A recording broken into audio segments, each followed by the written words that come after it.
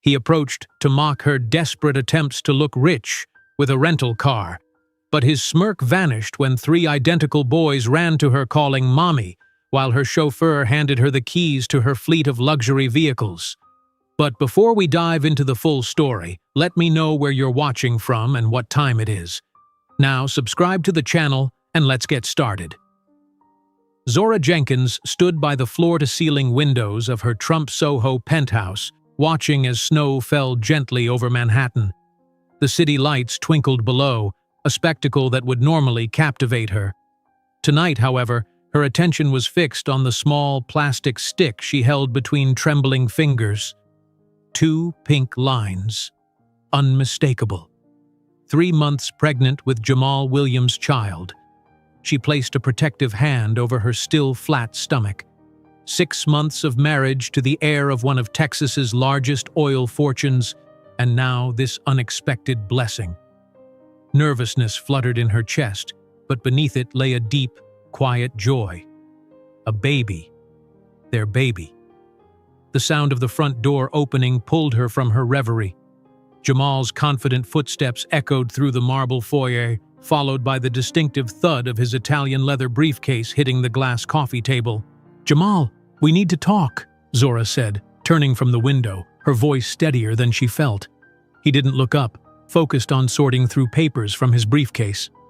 "Not now, Zora. I have dinner with investors in 30 minutes.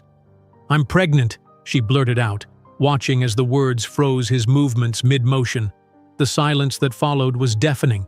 Seconds stretched into what felt like hours as Jamal slowly straightened his posture. When he finally turned to face her, the warmth that had once filled his brown eyes had vanished, replaced by something cold and calculating. "Are you sure it's mine?" he asked, his voice flat. The question hit Zora like a physical blow, forcing her back a step. "How can you even ask that?" Jamal released a dry laugh, loosening his Hermes tie as if the mere conversation was suffocating him. "Let's be realistic, Zora. We both know this marriage was a mistake." "A mistake?" Disbelief colored her voice. "You proposed to me less than a year ago." It was a moment of weakness, a phase. He unbuttoned his collar, avoiding her gaze. "Look at you and look at me.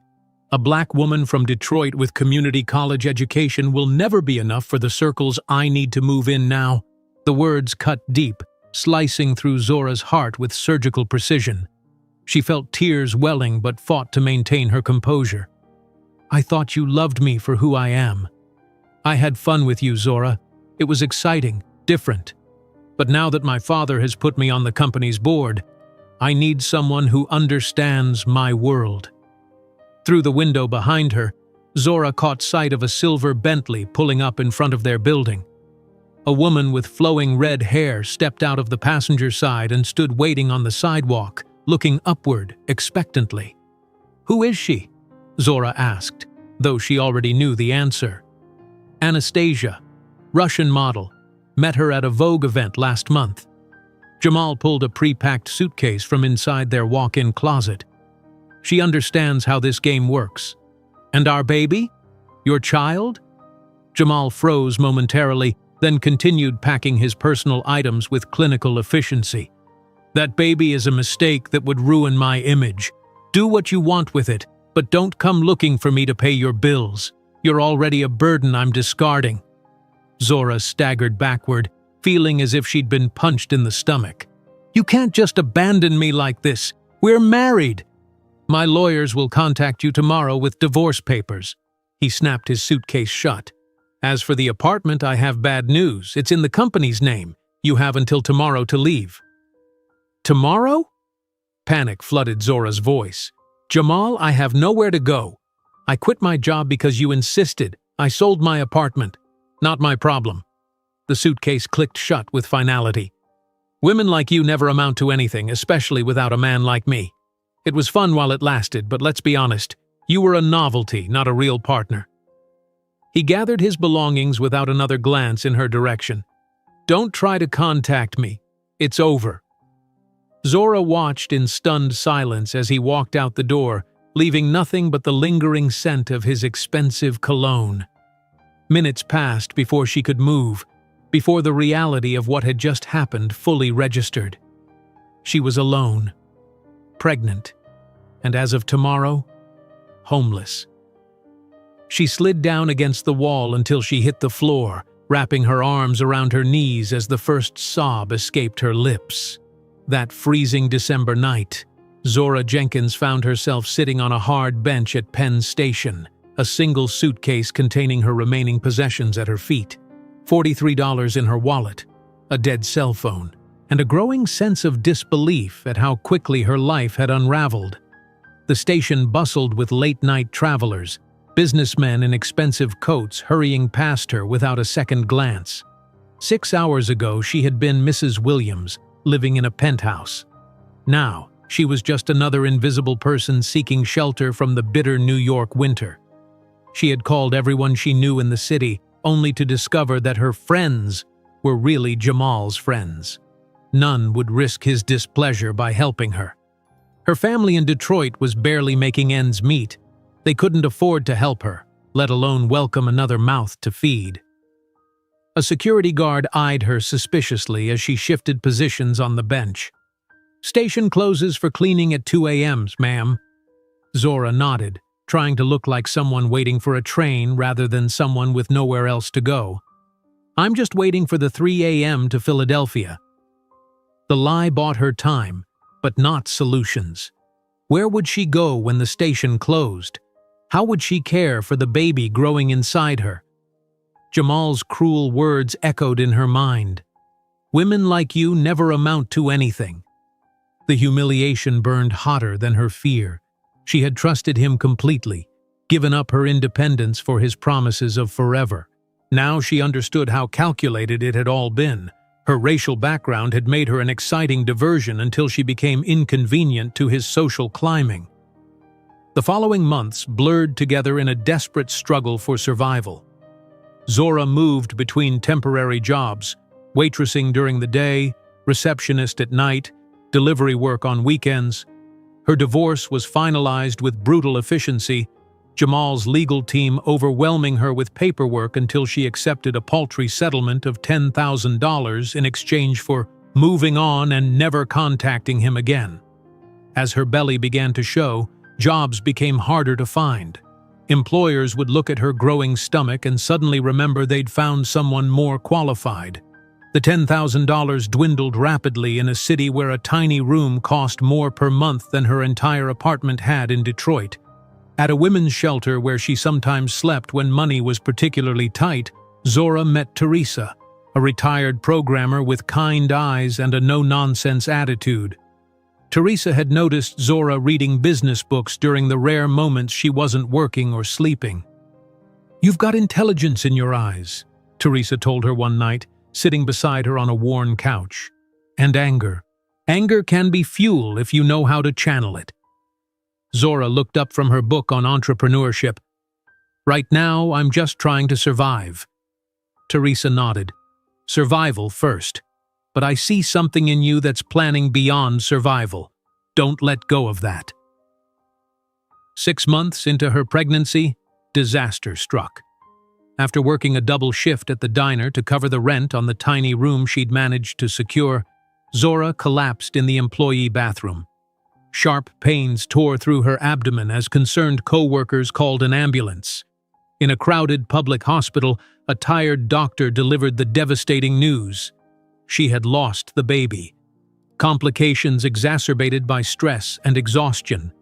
As she lay alone in the recovery ward, staring at the ceiling, Zora felt completely hollow. No Jamal, no baby, no future she could see clearly. "Ms. Jenkins?" A nurse stood at her bedside. "There's someone here to see you." It was Teresa, carrying a plastic bag and a small bunch of daisies. "I heard what happened. I'm so sorry, child." The simple kindness broke through Zora's carefully constructed walls. She sobbed as Teresa held her hand, releasing months of pain, fear, and loss. When the tears finally subsided, Teresa opened the plastic bag and pulled out a used laptop. "Learn to code. It's the future, and it doesn't discriminate." Zora wiped her eyes. "I don't know the first thing about programming. I'll teach you the basics. After that, it's just practice and determination. Teresa placed the laptop on the hospital tray table. And determination is something you have in spades. During her physical recovery, Zora discovered that coding provided emotional healing too. The logical problems required complete focus, giving her mind respite from grief. She had a natural talent for algorithms and interface design, absorbing Teresa's lessons and then teaching herself more through online resources at the public library. 3 months after her loss, she landed her first freelance job, building a website for a local florist. The $200 she earned felt more significant than any paycheck she'd received before. It was the first money she'd made using her mind rather than her body's labor. 1 year to the day after Jamal had abandoned her, Zora sat at her makeshift desk in her tiny rented room. Teresa had brought over takeout to mark the occasion, though Zora hadn't told her its significance. "I have something to show you," Zora said, pulling out a notebook filled with diagrams and plans. "I'm designing an app that predicts consumer behavior patterns using behavioral psychology principles combined with data analysis." Teresa adjusted her glasses, studying the detailed notes. "This is sophisticated work, Zora, beyond beginner level." "I know." There was quiet confidence in Zora's voice that hadn't been there before. "I'm not just going to survive, Teresa. I'm going to build something so extraordinary that one day when he looks at me, he'll regret every word he said." Teresa raised an eyebrow. "Revenge?" "No," Zora replied, determination shining in her eyes. "Justice, and the best form of justice is success." As snow fell outside her window, just as it had done 1 year ago in a penthouse across town, Zora couldn't know that her plan sketched in a cheap notebook would one day transform into a billion-dollar empire that would make the Williams Petroleum fortune look like pocket change in comparison. The next morning, Zora woke with a start, momentarily disoriented by the harsh fluorescent lights of Penn Station. Her neck ached from sleeping upright, and the thin jacket she'd worn provided little protection against the winter chill that permeated the terminal. A security guard was nudging her shoulder, his face a mixture of annoyance and reluctant compassion. "Can't sleep here, miss. Station's opening for the morning rush." Zora straightened, wincing at the stiffness in her muscles. "Sorry, I was just waiting for my train," she lied, grabbing her suitcase. "Your train left hours ago or never existed," he replied skeptically, but then his voice softened. "There's a women's shelter on East 45th.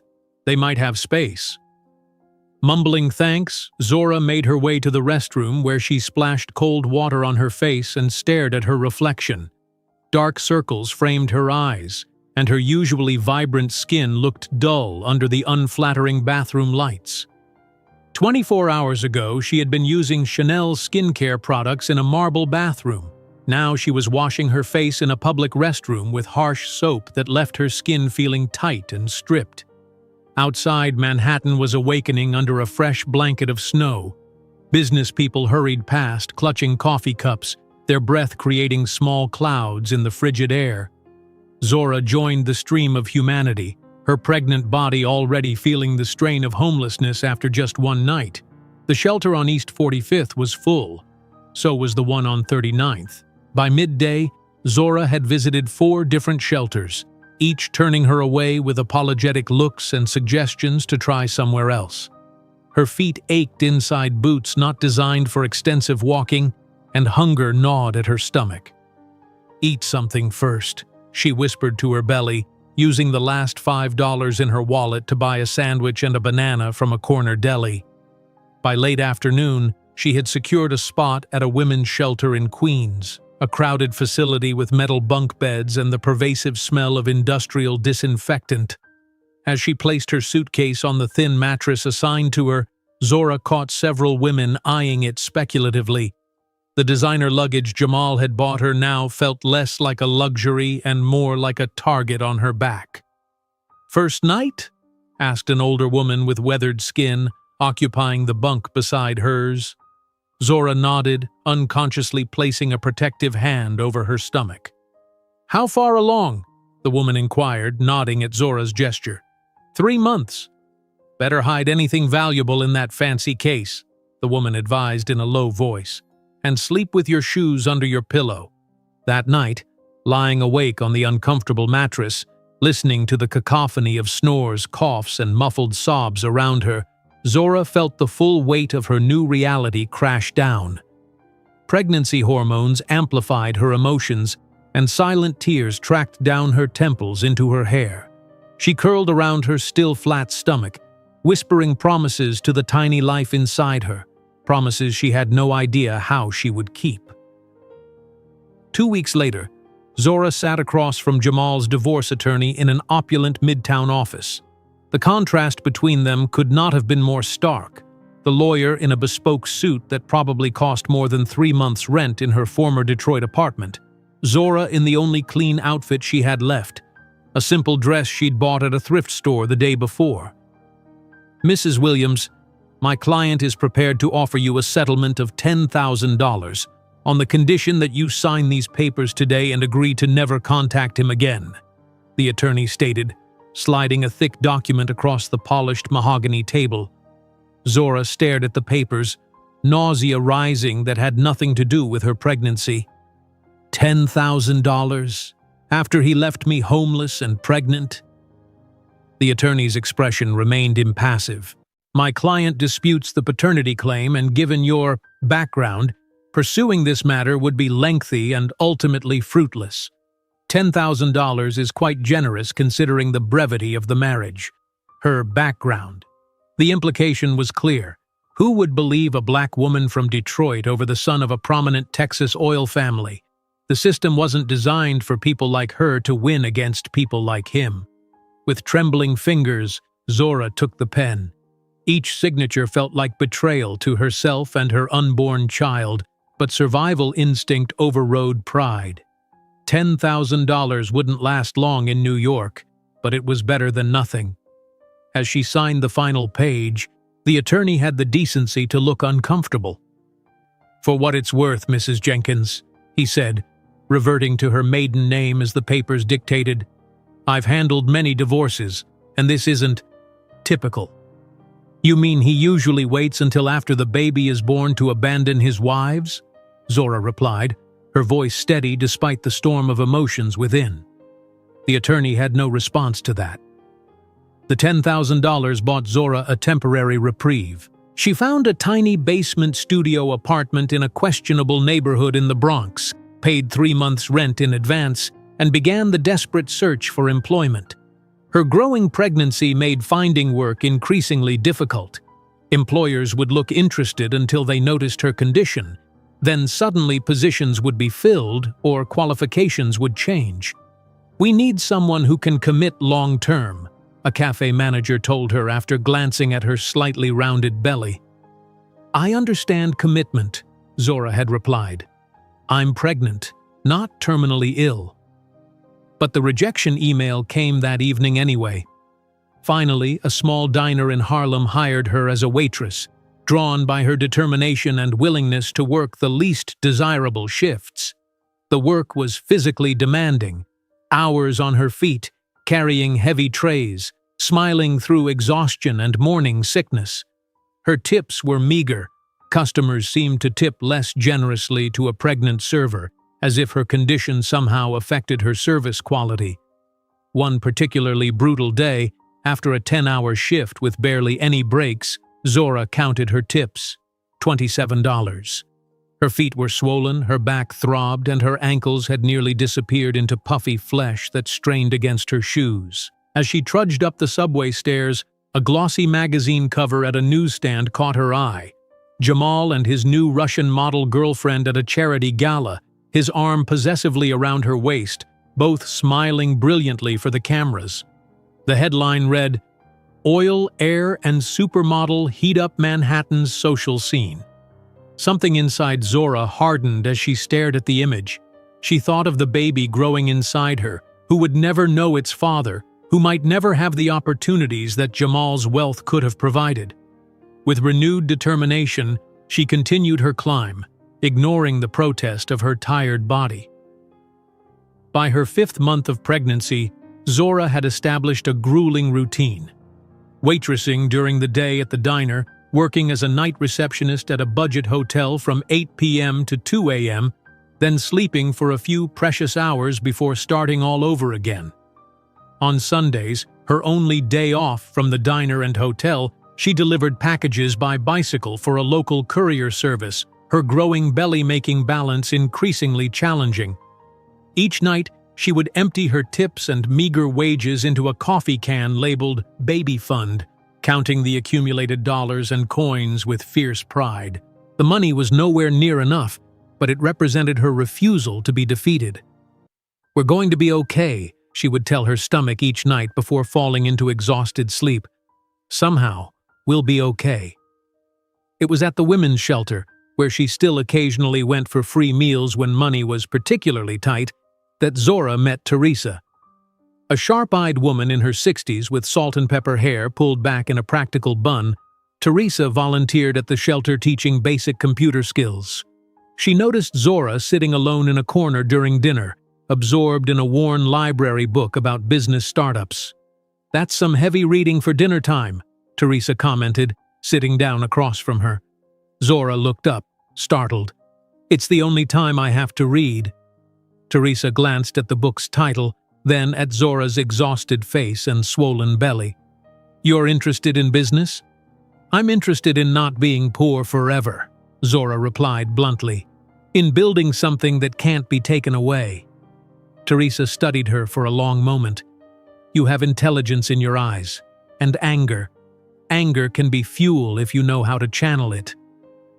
For the first time in months, Zora felt seen, not as a charity case, not as a body to perform labor, but as a person with potential. The recognition brought unexpected tears to her eyes, which she quickly blinked away. "I don't know how to channel anything right now except surviving until tomorrow," she admitted. Teresa smiled, a knowing expression that suggested she'd been there herself. "Survival comes first, the rest follows." One particularly harsh evening, after being stiffed on tips by a large party that had kept her running for hours, Zora broke down in the diner's back alley. Leaning against the brick wall, she sobbed, for the baby she couldn't properly provide for the dreams she'd had to defer, for the humiliation of being discarded like garbage by a man who had promised to love her forever. "He said I would never be anything," she whispered to the indifferent New York sky. "That women like me never amount to anything without men like him." The words had embedded themselves in her psyche, appearing in her dreams, echoing in moments of weakness. Who was she to think she could overcome what Jamal had done? The system was designed for people like him to win and people like her to fade into obscurity. That night, returning to her basement apartment, Zora found Teresa waiting outside her building, holding a paper bag. "You missed computer class," the older woman said by way of greeting. "Brought you some leftovers from the shelter dinner." Zora accepted the bag gratefully. "Thank you, I had to work late." Teresa's shrewd eyes took in Zora's tear-stained face. "Men like him build fortunes on sand," she said unexpectedly. "Women like you build legacies in stone." Zora blinked in surprise. "How did you know I was thinking about him?" "Because I've been where you are, different circumstances, same story." Teresa handed Zora a business card with a phone number scribbled on the back. "When you're ready to build something, call me. I know people who might help." As her 6th month of pregnancy progressed, Zora began experiencing troubling symptoms: dizziness, spotting, sharp pains that would come and go. The free clinic doctor looked concerned during her checkup, recommending bed rest and reduced stress, luxuries as unattainable to Zora as Jamal's penthouse.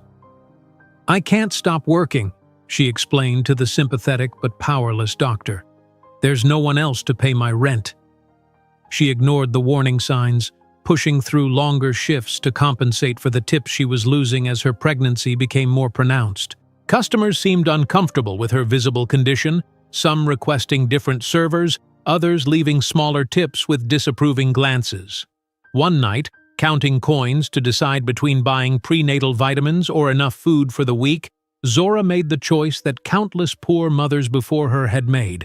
She prioritized her baby's nutrition over her own, eating just enough to function while spending the remainder on vitamins and as nutritious food as her budget allowed. The growing stomach and swollen feet were constant reminders of what Jamal had done. But Zora didn't know that the worst tragedy was yet to come, one that would transform her pain into fuel for an unprecedented rise. Teresa's words about channeling anger into fuel echoed in Zora's mind throughout the following days.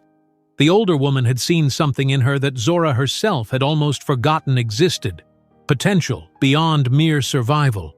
But potential meant nothing when each day was a struggle to simply exist. The 6th month of her pregnancy brought new challenges. Her body, already taxed by the grueling work schedule, began to protest more vigorously. The morning sickness she thought she'd left behind in the first trimester returned with a vengeance, accompanied by swelling in her feet and ankles that made each step painful. Still, she pushed on, taking double shifts at the diner whenever possible, answering phones at the hotel until her eyes burned from exhaustion. "You're working too hard," Jorge, the cook at the diner, commented one afternoon as Zora leaned against the kitchen wall, catching her breath between tables. "My sister lost her baby working like you do." Zora straightened, adjusting her apron over her prominent belly. "I don't have a choice, Jorge. No work means no rent, and no rent means the street."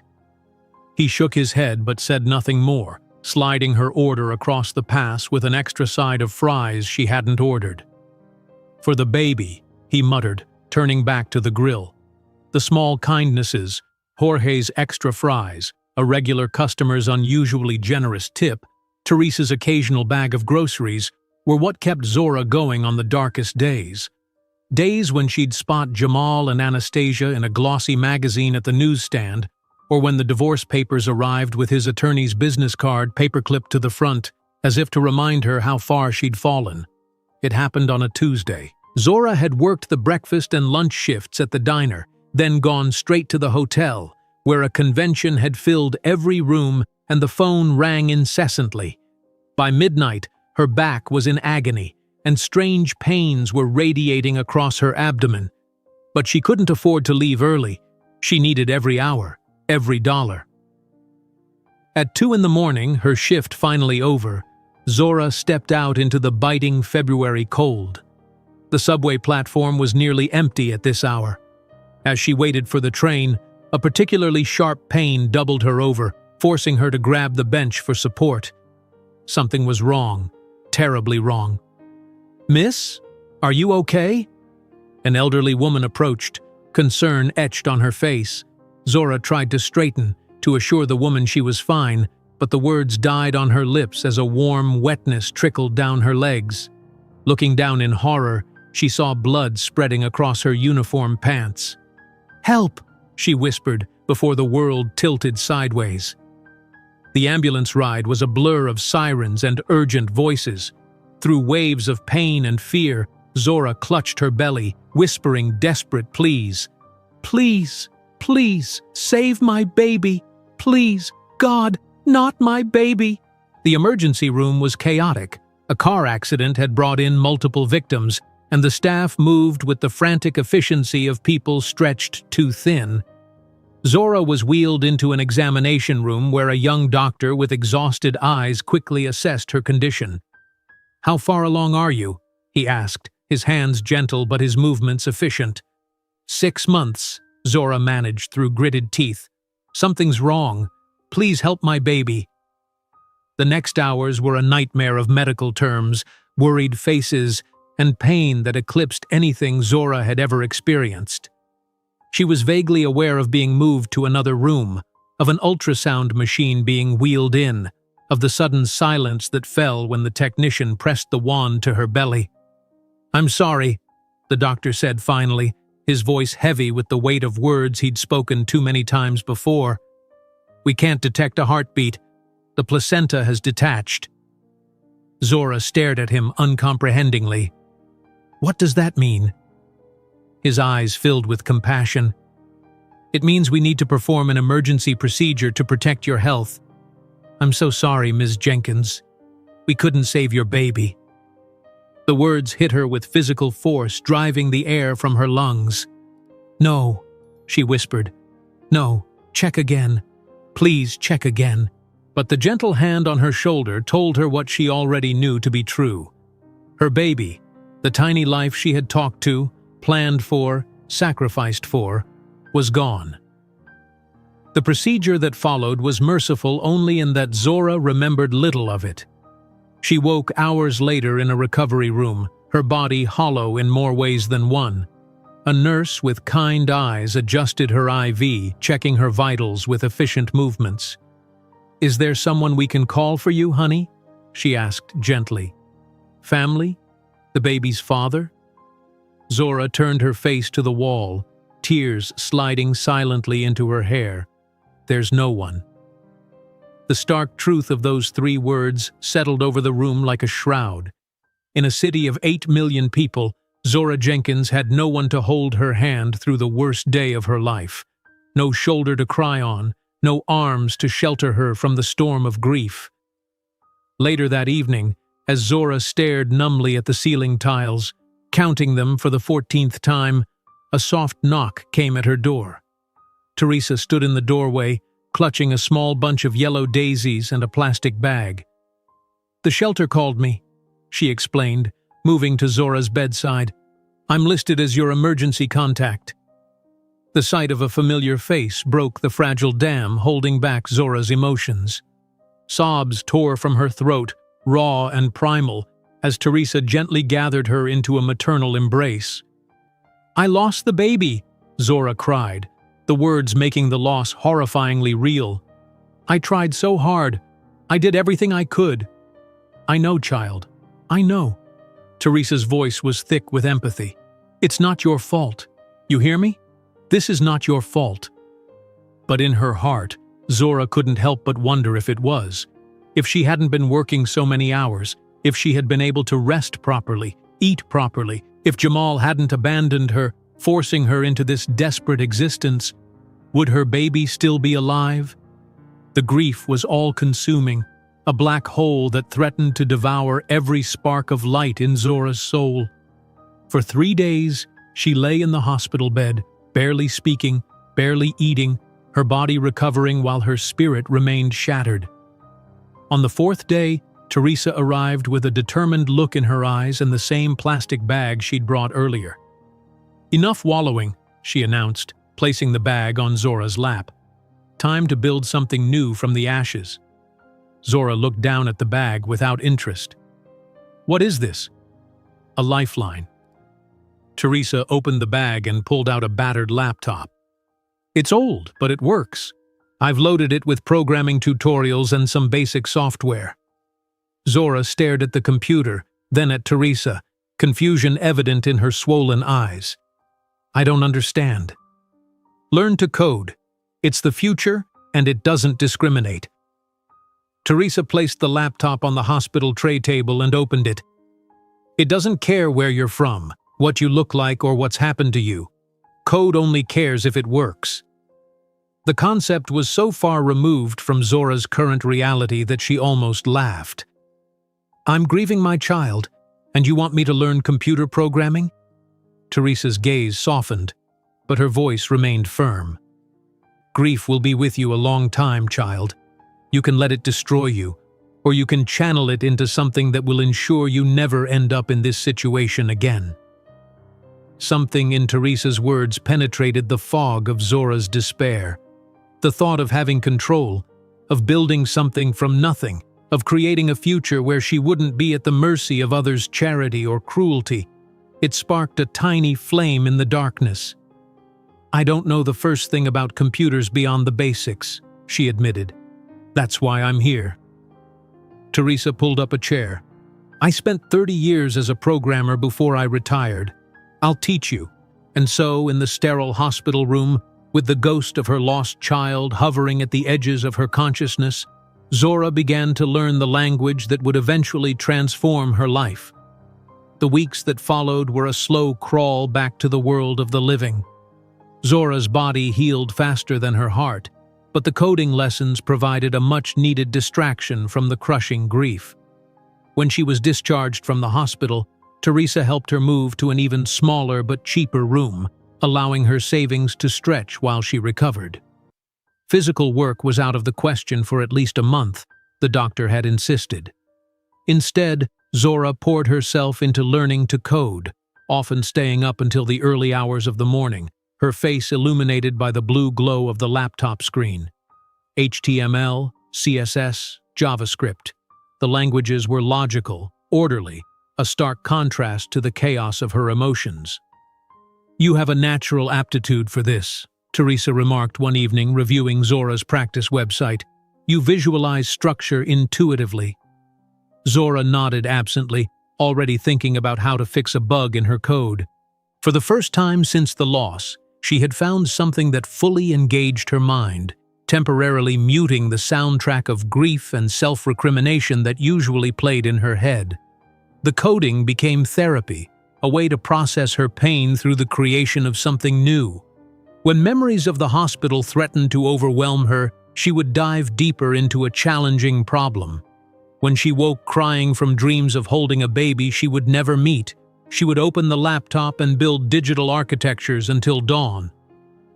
3 months after losing her baby, Zora created her first professional website, a simple but elegant online presence for a local florist who had supplied the hospital with fresh arrangements. The owner, an elderly woman named Rose, had been touched by Zora's story and offered her first real opportunity. "I don't have much to pay you," Rose had said apologetically. "My granddaughter says I need a website, but those big companies charge thousands." $200, Zora had replied, surprising herself with her confidence. "And I'll include a month of updates and teaching you how to maintain it." The day Rose handed her a check for $200, made out to Zora Jenkins, web designer, was the first time Zora felt a sense of professional pride since before her marriage to Jamal. This money wasn't earned by carrying trays or answering phones.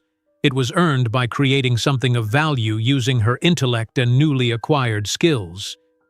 Exactly 1 year after Jamal had told her she was a burden he was discarding, Zora sat at her small desk, surrounded by coding books borrowed from the library. The coffee can that had once held her baby fund now read Future Fund and contained just over $1,000, savings from her web design work, which had grown to include 3 more local businesses. Teresa arrived with takeout Chinese food, a small celebration of how far Zora had come in a year of almost unimaginable hardship. "I have something to show you," Zora said, pulling out a notebook filled with diagrams and flowcharts. "I'm designing an app that analyzes consumer behavior patterns using psychological principles combined with purchasing data." Teresa adjusted her glasses, examining the detailed sketches with growing amazement. "This is sophisticated work, Zora, way beyond beginner level." "I know." There was quiet confidence in Zora's voice that had been absent for a long time. "I've been researching at the business library. There's nothing exactly like this on the market." Zora flipped to a page titled ZW Ventures 5-Year Plan in bold letters. "I'm not just going to survive, Teresa. I'm going to build something so extraordinary that one day when he looks at me, he'll regret every word he said." Teresa raised an eyebrow, studying Zora's determined expression. "Revenge?" "No," Zora replied, a glint of steel in her eyes. "Justice. And the best form of justice is success." While the clock marked exactly 1 year since Jamal had called her a burden, Zora didn't know that her plan written in that cheap notebook would one day transform into a technological empire that would make the Williams Petroleum Empire look like a relic of the past. Justice, Zora realized, would be a long road. But with her plan now committed to paper, the first step toward her future was clear. She carefully closed the notebook containing her ZW Ventures 5-year plan and looked up at Teresa, who was still studying her with a mixture of pride and concern. "You have the talent," Teresa said, gathering the empty takeout containers. "But talent isn't enough in this industry. You'll need connections, credibility, and capital." 3 things that are systematically denied to people who look like us. Zora nodded, undeterred. Then I'll build them from scratch. 1 line of code, 1 client, $1 at a time. Over the next 3 years, Zora's life settled into a relentless rhythm. Her tiny room in the Bronx became a miniature tech hub, its walls gradually disappearing behind post-it notes covered with algorithms and user interface sketches. The old futon where she slept occupied one corner, while the remainder of the space was devoted to her work. A second-hand desk supporting 2 monitors Teresa had salvaged from a corporate upgrade, reference books stacked in precarious towers, and whiteboards propped against any available surface. Every morning, Zora woke at 5:30, coding for 2 hours before taking on client work. Afternoons were spent at the public library, using their internet connection to research market trends and teach herself advanced programming concepts. Evenings found her back at her desk, working on her app prototype until her eyes burned and the numbers blurred together. "When was the last time you left this room for something other than work?" Teresa asked one Sunday afternoon, frowning at Zora's pallor and the empty ramen cups piled in the trash. Zora didn't look up from her screen. "I went to that tech meetup on Thursday." "That was also work," Teresa pointed out. "You need sunlight, human interaction that doesn't involve discussing APIs." "I'll socialize when I've built something that can't be taken away from me," Zora replied, the ghost of her past losses hovering unspoken between them. Her wardrobe consisted of exactly 3 professional outfits, purchased from consignment stores and maintained with obsessive care. Every penny she earned from freelance web development and small coding projects went toward 3 things: bare minimum living expenses, her growing collection of technical equipment, and a savings account she called her seed fund for the business she was determined to launch.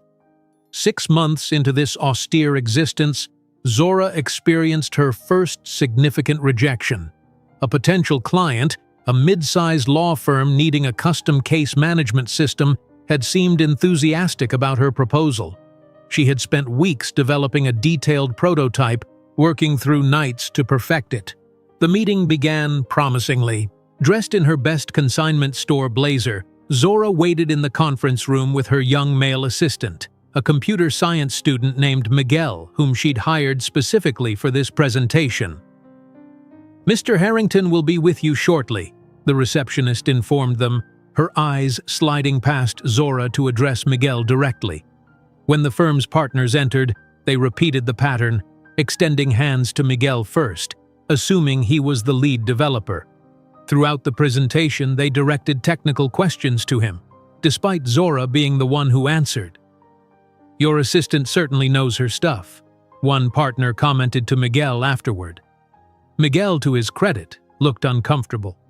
"Actually, Ms. Jenkins is the lead developer. I'm her assistant." The room fell awkwardly silent. Zora maintained her professional smile, though her stomach clenched with familiar disappointment. "Well," Mr. Harrington said finally, not quite meeting her eyes, "we'll be in touch." The rejection email came the next day, citing alignment with another vendor whose approach better fits our company culture. That night, Zora sat on her futon, exhaustion and frustration threatening to overwhelm her. On her laptop screen, a gossip site displayed Jamal at a charity gala, his arm around a blonde socialite who was not Anastasia. The caption identified her as his second wife.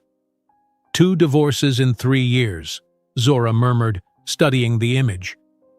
Despite his smiling facade, Jamal looked strained, his eyes lacking the confident gleam she remembered. The article mentioned troubles at Williams Petroleum and pressure from the board in passing. She closed the browser, returning to her code. Whatever satisfaction she might have felt at his apparent difficulties was overshadowed by her own precarious position. She was still one major illness or missed opportunity away from financial disaster. "Women like you never amount to anything," his voice echoed in her memory.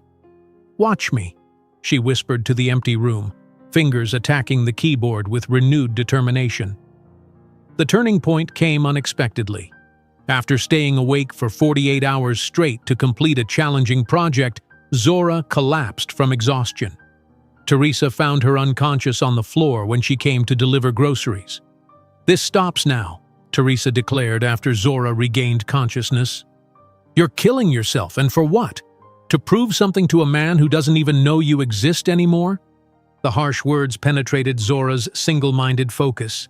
For the first time in months, she truly looked at herself, thin to the point of gauntness, dark circles, permanent fixtures under her eyes, her entire existence narrowed to work and revenge. "I need to succeed," she whispered. "You will," Teresa said, her voice gentling, "but not like this. Success built on self-destruction isn't success. It's just a different kind of failure." That intervention marked a subtle but crucial shift in Zora's approach. She began allowing herself one day off each week. She joined a community coding group, both to network and to experience human interaction. Slowly, she built connections in New York's burgeoning tech scene, not the high-flying venture capitalists, but the ground-level innovators, the overlooked talents, the ones with fire and determination like her own. On her 26th birthday, Zora attended a local tech competition, entering her behavior analysis app prototype. The judges, a diverse panel of industry veterans, watched her demonstration with increasing interest.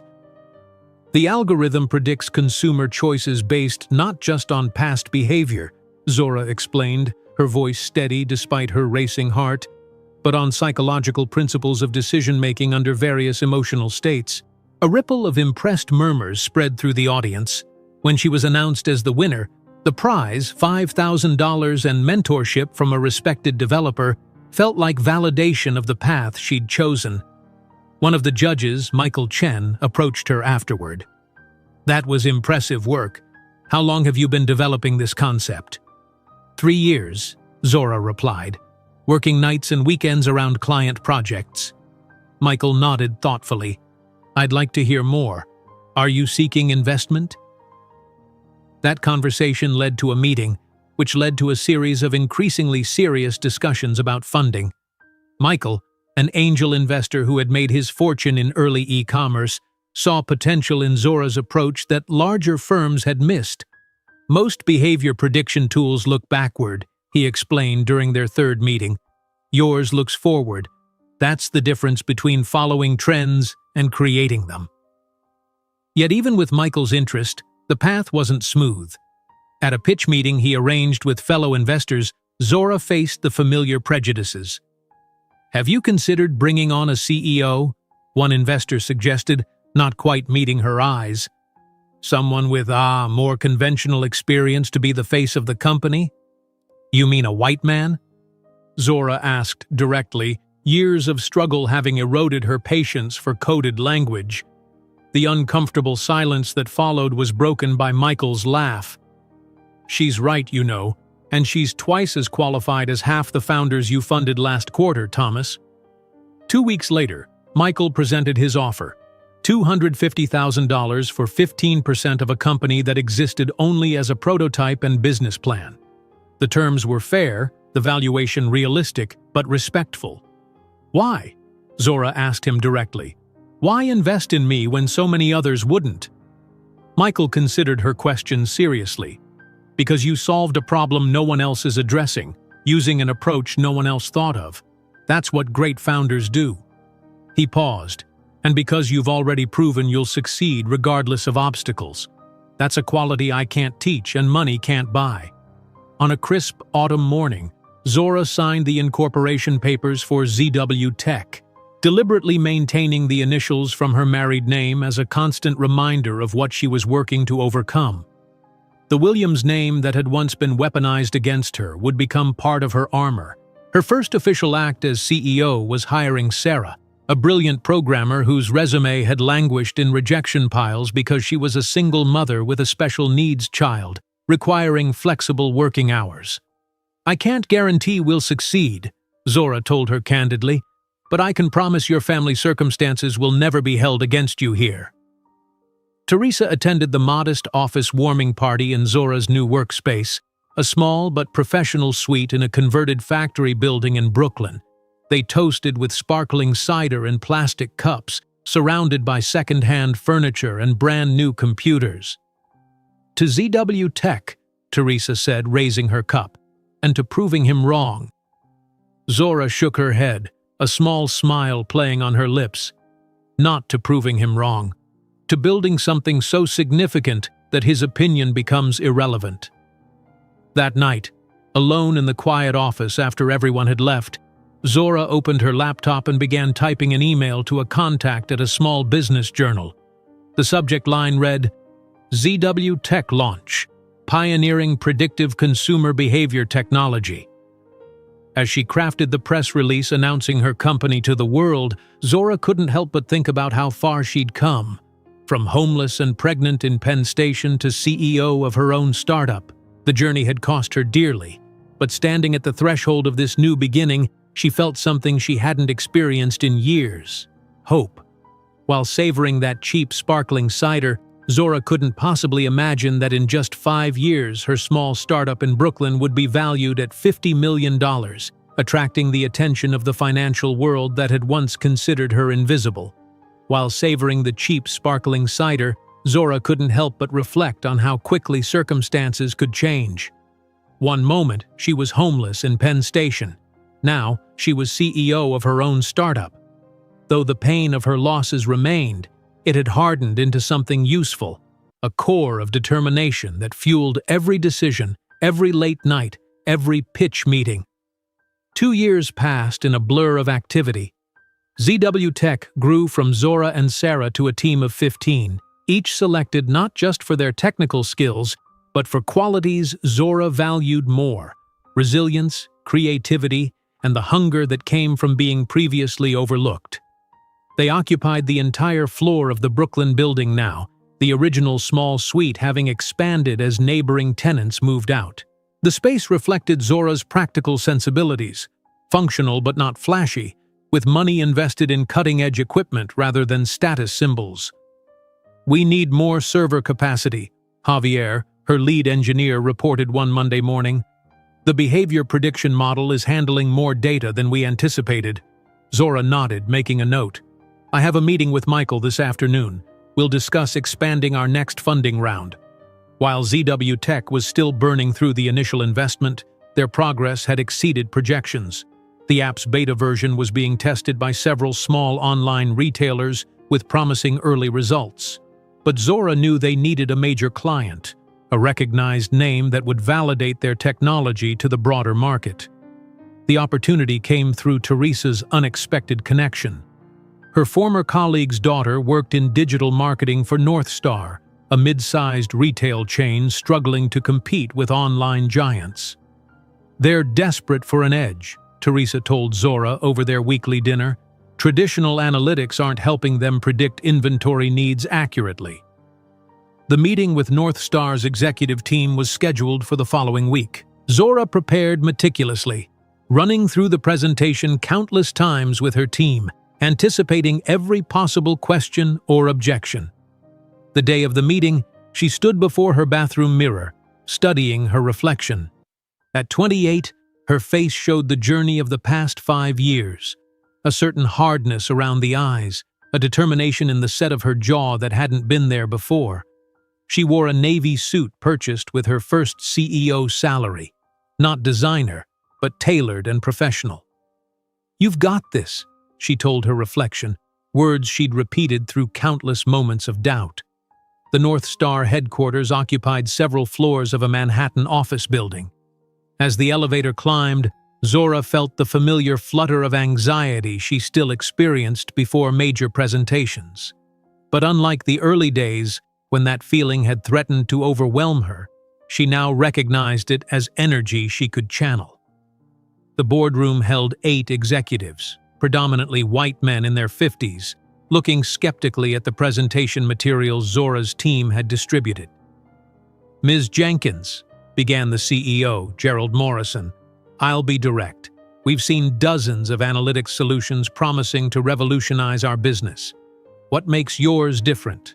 Zora smiled, having anticipated this opening. Most analytics tell you what happened yesterday. We tell you what will happen tomorrow." She nodded to Javier, who initiated the demonstration on the large screen. "Your current system analyzes past purchases to predict future behavior. Our system incorporates psychological principles of decision-making to anticipate shifts before they occur." For the next hour, she walked them through the technology, explaining in accessible terms how their algorithm identified patterns invisible to traditional analytics. The executive's skepticism gradually transformed into cautious interest. "This looks promising on paper," said Morrison, "but we'd need to see real results before committing." "I propose a 90-day trial," Zora countered. "We'll integrate with your current system for your Northeast stores only. Compare the performance metrics, and if we don't deliver at least 20% improvement in inventory efficiency, you pay nothing." A murmur ran through the executives. It was a bold guarantee. 15% would be significant, the CFO noted. "We'll deliver 20, Zora stated with quiet confidence. "Because we're not just measuring what people bought, we're understanding why they bought it."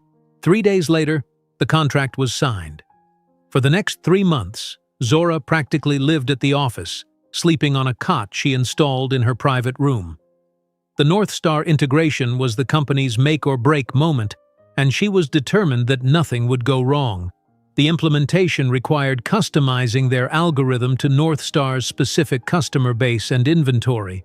Zora worked alongside her team, coding through nights, ordering midnight pizzas, and troubleshooting problems in real time. "You need to sleep," Sarah told her after finding Zora at her desk at 4 in the morning for the 3rd consecutive night. "I'll sleep when we succeed," Zora replied, not looking up from her screen. When the 90-day trial concluded, the results exceeded even Zora's optimistic projections. North Star's Northeast stores showed a 32% improvement in inventory efficiency and a 28% increase in sales. The system had accurately predicted a sudden surge in demand for home fitness equipment 2 weeks before competitors noticed the trend, allowing North Star to stock accordingly and capture market share. The email from Morrison arrived on a rainy Tuesday morning. "What you did is magic. When can you implement company-wide?" That evening, Zora took her team out to celebrate, not to a fancy restaurant but to the small diner where she had once worked as a waitress. The owner recognized her and insisted on serving them personally. "Look at you now," he said proudly, as if her success somehow reflected on him. "Always knew you were meant for bigger things." Zora smiled politely, saying nothing about the times he'd denied her breaks when her pregnant feet were swollen beyond recognition. Some victories were best savored silently. The North Star success opened doors previously closed to ZW Tech. Zora was invited to speak on a technology panel at a regional conference, her first public appearance as a tech founder. Teresa helped her prepare, coaching her through the anxiety that still surfaced when she thought about being judged. "Remember," Teresa said as they rehearsed in Zora's modest Brooklyn apartment, "you've earned your place on that stage. Your technology works. That's what matters." The panel discussion focused on emerging trends in consumer analytics. Initially nervous, Zora found her voice when another panelist, a venture capitalist with minimal technical knowledge, made a dismissive comment about simple pattern recognition. "There's nothing simple about it," Zora interjected, her quiet voice somehow cutting through the conversation. She proceeded to explain the complex interplay of behavioral psychology and data science that informed her company's approach, speaking with such clarity and authority that the audience was visibly captivated. Afterward, business cards were pressed into her hands, and LinkedIn requests flooded her account. But the most significant outcome was an email from the editor of Fast Company requesting an interview for a feature on emerging technologies. The article, published 3 months later, bore the headline, "The Invisible Queen of Behavioral Analysis," above a professional photograph of Zora standing before a wall of code, arms crossed, expression confident but approachable. The piece detailed her innovative approach to consumer prediction and hinted at her remarkable personal journey without specific details which Zora had declined to provide. "Some stories aren't ready to be told," she had told the persistent reporter. The morning the magazine hit newsstands, Zora bought a copy at the corner store near her apartment. Seeing her face on the cover felt surreal, a validation she had scarcely allowed herself to imagine during those dark days in Penn Station. Her phone rang as she was studying the article. It was Michael.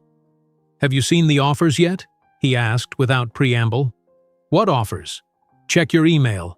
3 acquisition inquiries already, and the West Coast isn't even awake yet." The offers continued throughout the day.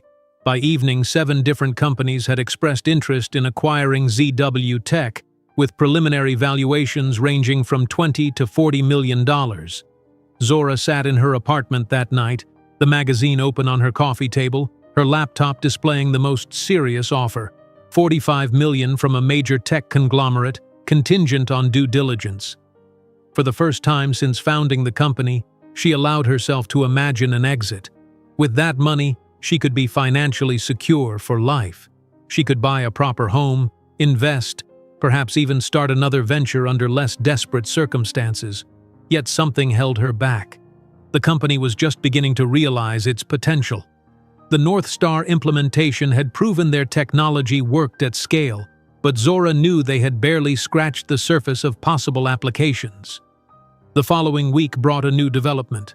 While getting coffee at a small cafe near her office, a man approached her table. "Ms. Jenkins, I'm sorry to interrupt, but I just wanted to say your work on predictive analytics is revolutionary. I'm James Harlow from Sentinel Tech." It was the first time Zora had been recognized in public. The sensation was strange but not unpleasant. "Thank you," she replied, gesturing for him to join her. What followed was an informal but detailed discussion of behavioral analytics that eventually led to Sentinel becoming ZW Tech's second major client. By the time Zora turned 30, ZW Tech employed 37 people and had moved to larger offices in Brooklyn's tech corridor. The company was profitable, with a valuation approaching $50 million. Zora herself had finally moved from her tiny Brooklyn apartment to a modest but comfortable 2-bedroom in Chelsea, though she still lived far below her means, investing most of her salary back into the company. It was there, in her new living room with its view of the city skyline, that Zora received the call that would change everything again. "Ms. Jenkins, I'm calling from Vertex Global," said the crisp voice on the line. "Our CEO would like to discuss acquiring ZW Tech. We're prepared to offer $50 million, with you remaining as division head for at least 3 years post-acquisition." The offer was comprehensive, not just financial security, but continued control over her technology and team. After a week of intense negotiation, legal review, and soul-searching, Zora agreed to the acquisition with specific conditions: complete autonomy for her division, guaranteed funding for research, and, most importantly, freedom to pursue her next venture without restriction. The day she signed the acquisition papers, Zora's hand trembled slightly. Memories of another life-changing signature, her divorce papers, flashing unexpectedly. But this time, she was signing from a position of power, not desperation. "Congratulations," said the Vertex CEO as flashbulbs popped, capturing the moment for the business press. "You've built something remarkable." Later that evening, alone in her apartment, Zora allowed herself a moment of pure, unadulterated pride. Opening her laptop, she navigated to a private folder containing images she rarely viewed: screenshots of gossip articles about Jamal, clippings about Williams Petroleum's struggles, a saved copy of her divorce papers. She had kept them as fuel during the darkest times, reminders of what she was fighting to overcome. Now she moved them all to the trash, then emptied it. She no longer needed external motivation. The $50 million acquisition was validation enough. Opening a new browser tab, she typed "Fertility Specialists New York," beginning research for the next chapter of her life, one where she would build a family on her own terms, with the financial security to provide everything she hadn't been able to give the baby she'd lost. When the $50 million were deposited in her account, Zora didn't celebrate with extravagances. Instead, she made a discreet visit to an elite fertility clinic, determined to create the family that Jamal had destroyed, but this time, on her own terms. The fertility clinic receptionist smiled warmly as Zora entered the pristine waiting room. "Ms. Jenkins, Dr. Patel will see you now." Zora followed the woman down a hallway decorated with tasteful abstract art, her heart beating a rapid rhythm against her ribs. After selling ZW Tech, this appointment had been her first priority, not shopping for luxury items or celebrating with extravagant parties like her former husband might have done. Instead, she was pursuing something far more precious than material wealth. Dr. Patel, a woman in her 50s with kind eyes and an air of quiet competence, greeted Zora with a firm handshake. "I've reviewed your medical history. You mentioned a previous pregnancy loss at 6 months?" Zora nodded, the familiar ache resurfacing briefly. "Yes, 4 years ago. I was under significant stress at the time." "I'm sorry for your loss," Dr. Patel replied, her voice genuine. "But physically, there's no reason you shouldn't be able to carry a healthy pregnancy now. Your circumstances have changed considerably, I understand?" "Yes," Zora confirmed. "My company was recently acquired. I'm financially stable, with flexible working arrangements." "And the father?"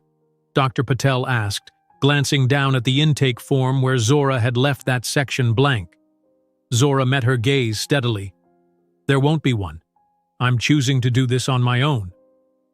A flicker of surprise crossed the doctor's face before she nodded professionally. "I see. We'll need to discuss sperm donor selection then." "Will that be a problem?" Zora asked, a defensive edge creeping into her voice. Dr. Patel smiled reassuringly. "Not at all. Many women choose this path now. I simply need to understand your situation to provide appropriate care." Relief washed over Zora. She had braced herself for judgment, for the same skeptical looks she'd encountered in the business world when she deviated from expected norms. As they discussed the process of in vitro fertilization, Zora felt a growing sense of reclamation. This pregnancy would be entirely on her terms, planned, wanted, and protected by the success she'd built from nothing. 2 months later, Zora stood in an empty floor of a Flatiron District building, surveying the space that would become the headquarters of ZW Ventures, her vision beyond the constraints of the acquisition deal. Sunlight streamed through the large windows, illuminating the dust particles dancing in the air. "I want to remove these interior walls," she told the contractor, gesturing to the partitioned offices. "More light, more openness. I want people to see each other, to collaborate naturally." "That'll add to the budget," the contractor noted, making calculations on his tablet. "It's worth it," Zora replied without hesitation. 4 years ago, she'd been counting pennies for prenatal vitamins. Now, creating an optimal work environment for her future team was well within her means. While supervising the office renovation, Zora continued her fertility treatments. Each morning, she administered hormone injections with the same methodical precision she'd once applied to coding through the night. The process was physically uncomfortable and emotionally taxing, but Zora approached it with the determination that had become her hallmark.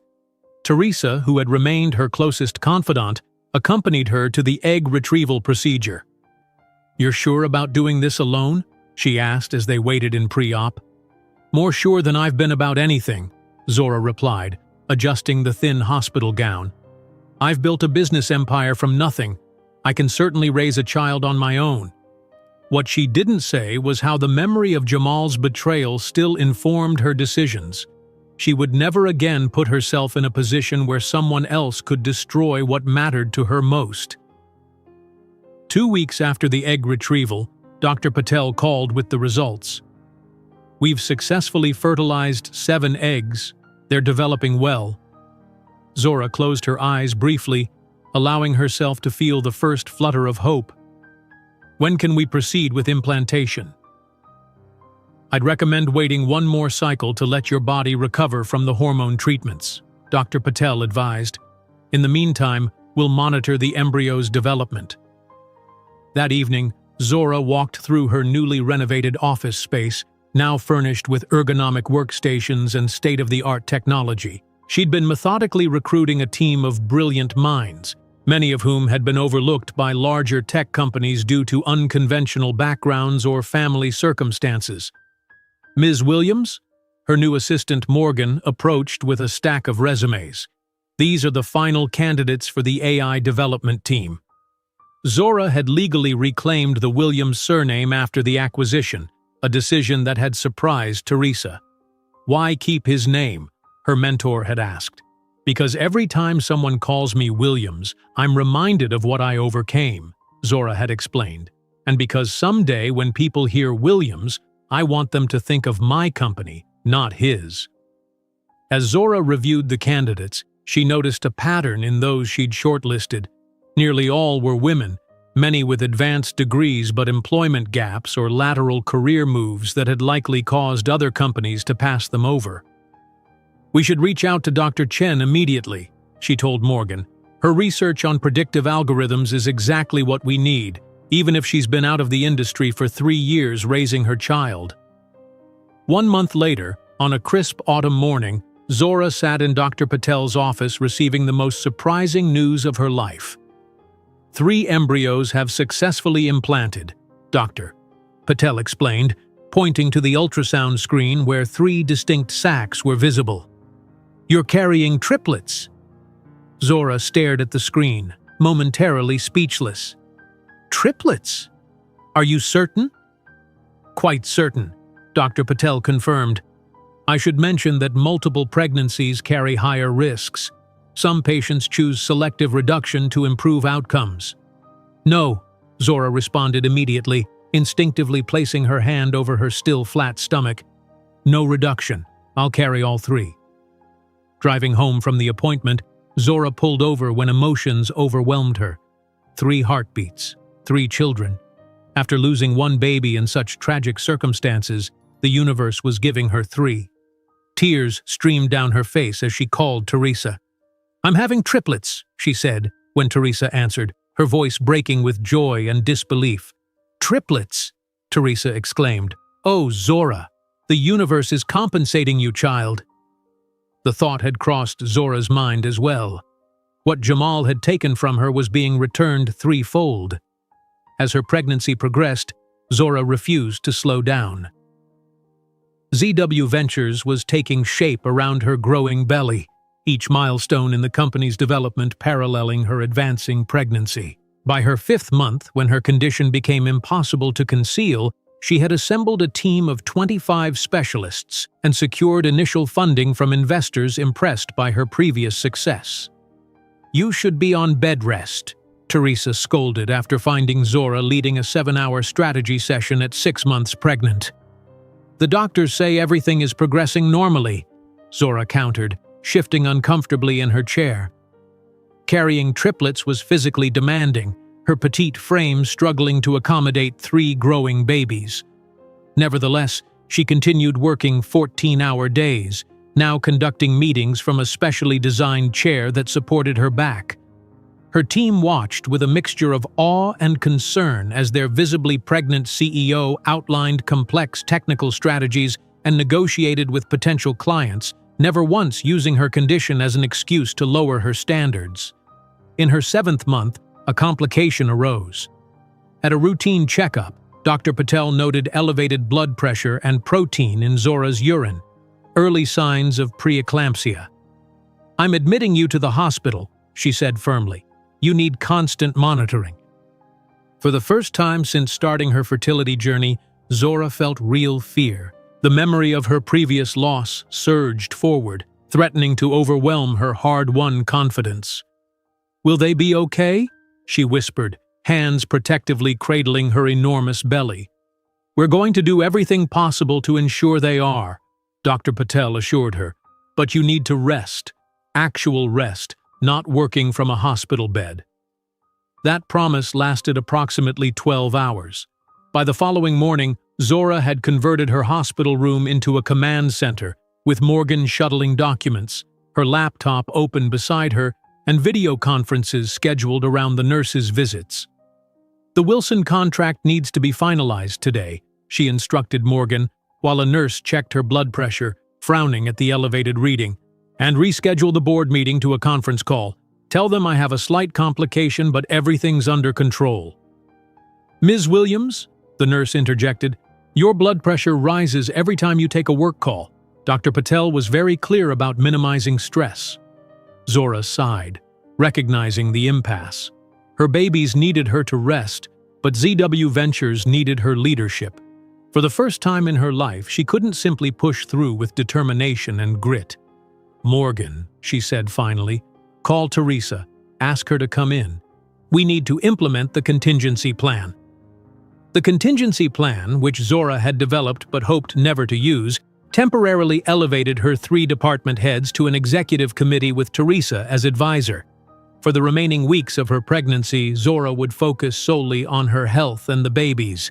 It was the hardest decision she'd ever made, surrendering control of her fledgling company at such a crucial stage.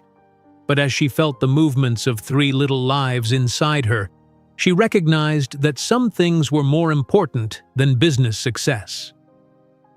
2 weeks later, at 34 weeks gestation, Zora went into labor. The delivery room was a flurry of activity: doctors, nurses, equipment for 3 premature newborns. Despite the planned C-section, Zora insisted on remaining alert. "No additional sedation," she told the anesthesiologist. "I want to be present for every moment."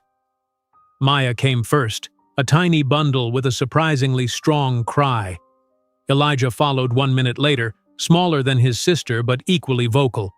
Zach arrived last, silent at first, causing a moment of heart-stopping fear before a lusty wail indicated his fighting spirit. As the nurses placed the swaddled infants near Zora's head, allowing her to see them while the surgeons completed their work, she felt a sense of completion she'd never experienced before.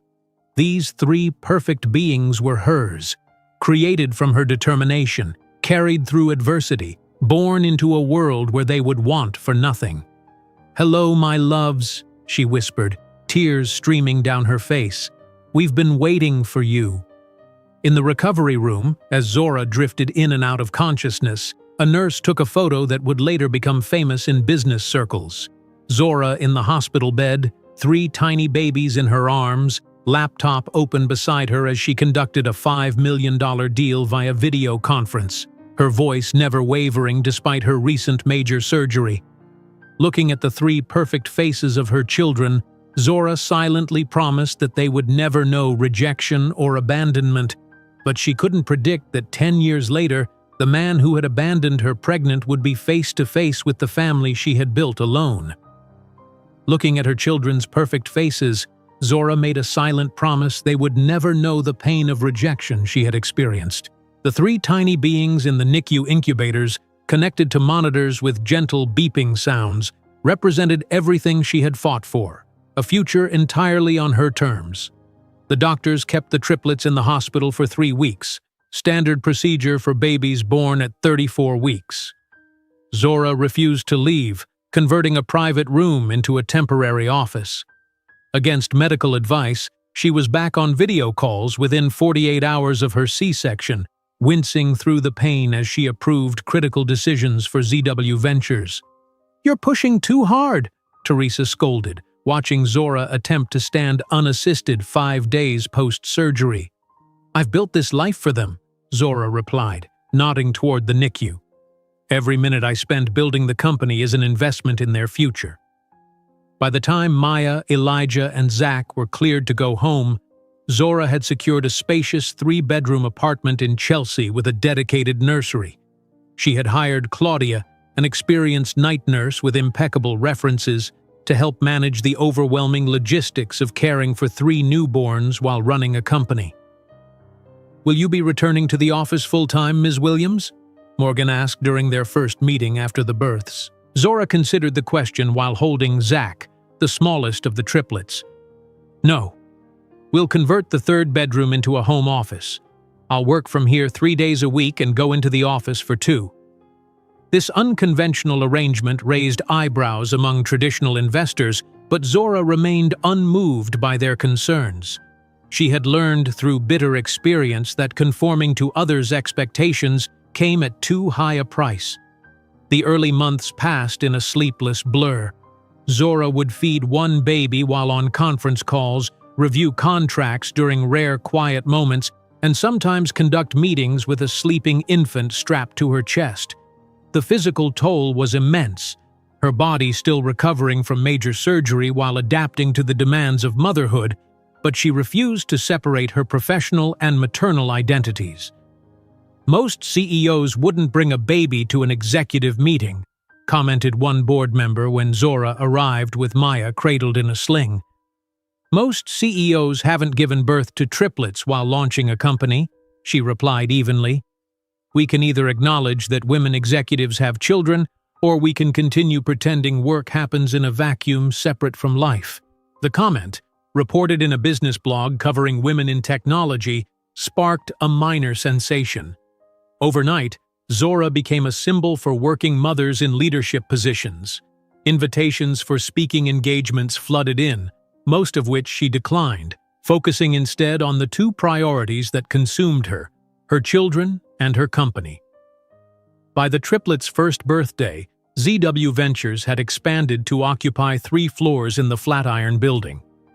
The company's innovative approach to artificial intelligence for e-commerce had attracted significant attention, with their predictive algorithms showing unprecedented accuracy in forecasting consumer behavior across diverse markets. The birthday celebration was a modest affair in Zora's apartment, attended by Teresa, Claudia, and a few close colleagues. As Maya smashed her cake with gleeful abandon, Elijah methodically dissected his portion, and Zach created an artistic mess. Zora watched with a sense of wonder that these 3 distinct personalities had grown from the tiny, fragile beings in the NICU. "You've done good, child," Teresa said, squeezing Zora's shoulder, "both with these little ones and with the company." Zora smiled, the expression transforming her usually serious face. "They make everything worth it." When the triplets turned 2, Zora moved the family to a larger apartment in the Upper East Side. The new home reflected her growing success, spacious and elegant, with a designated playroom and expanded home office. Yet despite her increasing wealth, Zora maintained a relatively modest lifestyle compared to her peers at similar financial levels.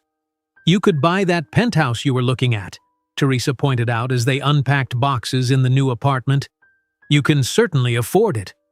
"I'm saving for what matters," Zora replied, sorting through children's books. "The best schools, travel experiences, a secure future. I don't need a penthouse to prove I've succeeded." What remained unspoken was how her choices were shaped by Jamal's influence, both his abandonment and his materialistic values serving as a blueprint for what she wanted to avoid.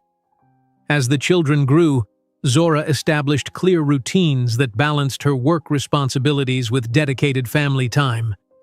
Mornings were reserved exclusively for the triplets, breakfast together, reading stories, and preparing for their day at the progressive preschool she had carefully selected. She adjusted her executive schedule to ensure she was home for dinner and bedtime rituals, often returning to work after the children were asleep. On Maya's 5th birthday, Zora sat cross-legged on the floor of her home office, showing her daughter the basics of a child-friendly coding program on a tablet. "Look, Mommy, I made the bunny jump," Maya exclaimed, her eyes bright with accomplishment. "That's excellent problem-solving," Zora praised, feeling a surge of pride.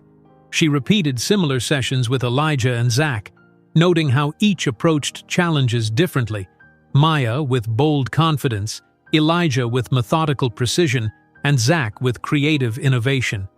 The cover of Fortune magazine that month featured Zora standing against the Manhattan skyline, arms crossed, expression determined. The headline read, "ZW Ventures, How Zora Williams Revolutionized the Prediction of Consumer Behavior." The article detailed her company's meteoric rise to a valuation of $500 million, but mentioned nothing of her personal history. Zora had become adept at keeping those details private, redirecting interviews toward her technology rather than her past. That evening, after reading the article, Teresa found Zora on her apartment balcony, gazing at the city lights.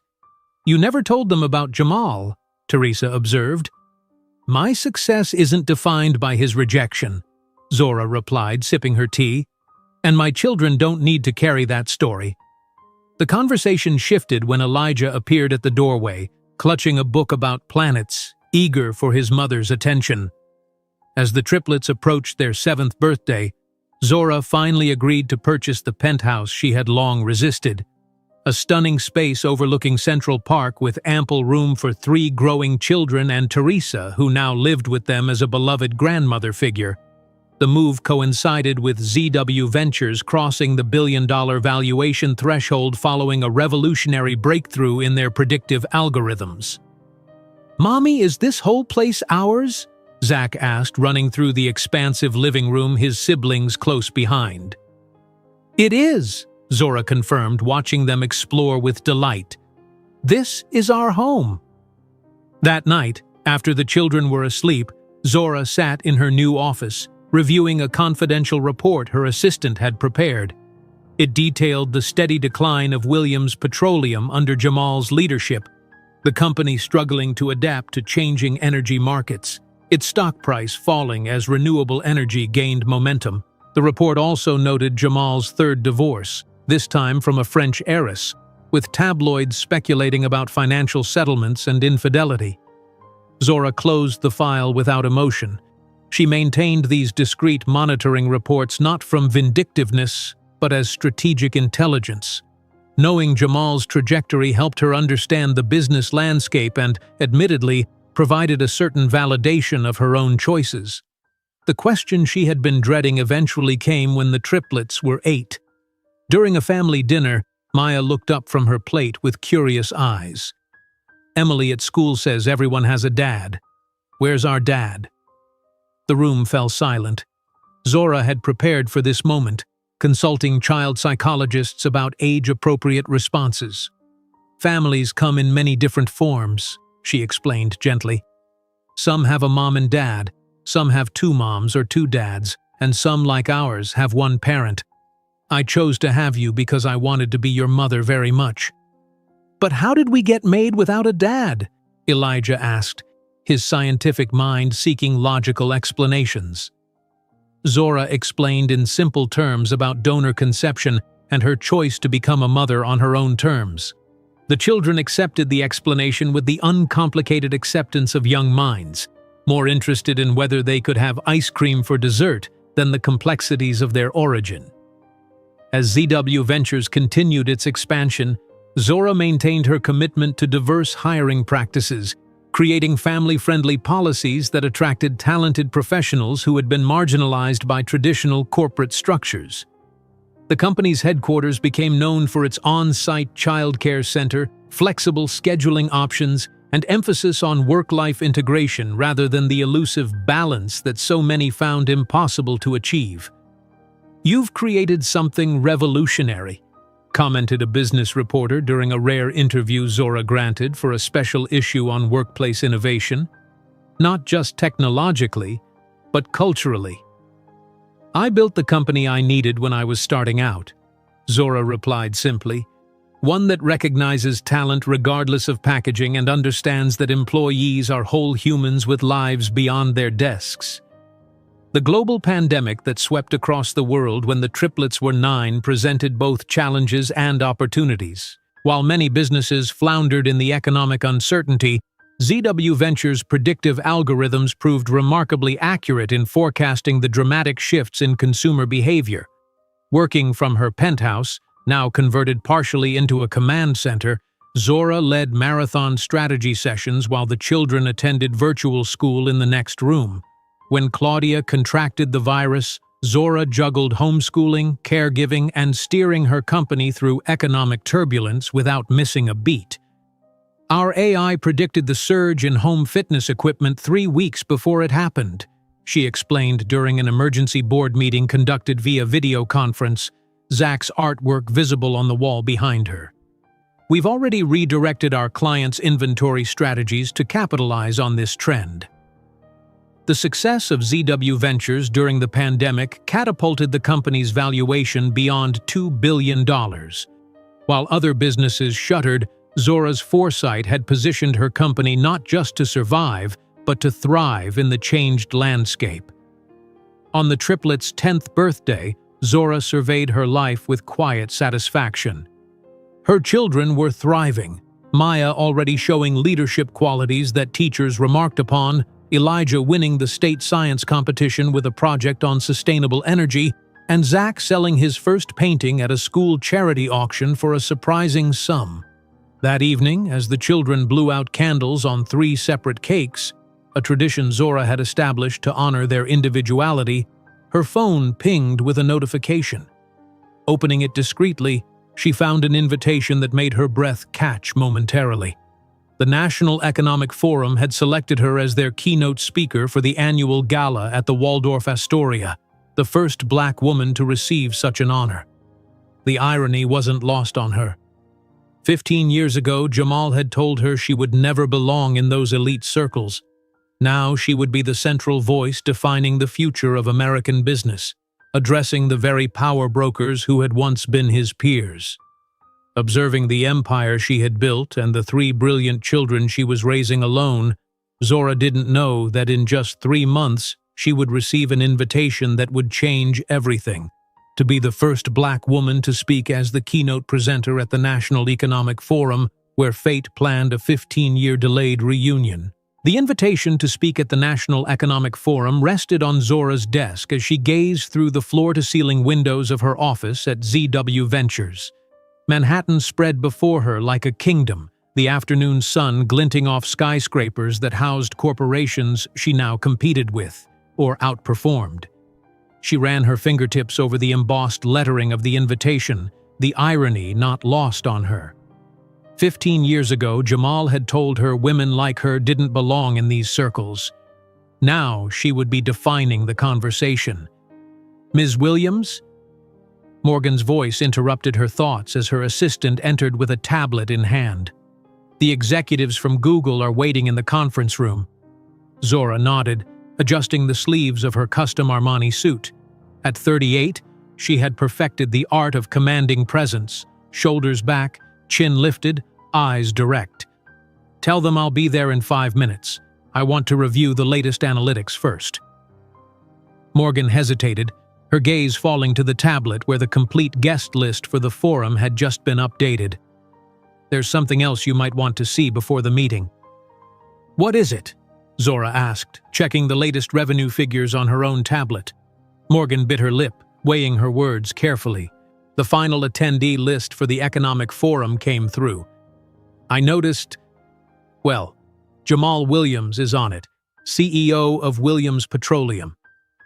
Zora's fingers paused over the screen momentarily, the only indication that the name had any effect on her. She had trained herself over the years to control her physical responses to emotional triggers, a skill that had served her well in countless negotiations. "Interesting," she said, her voice neutral. "Williams Petroleum must be struggling to maintain relevance if they're attending economic forums rather than oil conventions." Morgan studied her boss's face, searching for signs of distress. Finding none, she nodded. "Should I mention this to Teresa?" "That won't be necessary," Zora replied, gathering her materials for the Google meeting. "It's been 15 years. Jamal Williams is merely another CEO in a room full of them." But after Morgan left, Zora allowed herself a private moment of reflection. Jamal at the same event. A collision of past and present she hadn't anticipated. Would he recognize her? Would he remember what he'd done? The thought brought neither anxiety nor anticipation, just a cool assessment of an unexpected variable in an otherwise meticulously planned event. At home that evening, the triplets burst into Zora's office, excited about their latest achievements. Maya proudly displayed a certificate from her robotics competition. Elijah explained his new scientific experiment involving plant photosynthesis optimization, and Zach showed off a digital art piece he'd created that had impressed his teacher. The robotics team won first place in the state finals, Elijah announced, holding up the gold medal they'd received. Zora's face softened into the smile she reserved only for her children. That's incredible. Tell me everything about the competition. As the triplets eagerly recounted their victory, competing to add details, Zora felt the familiar surge of fierce pride.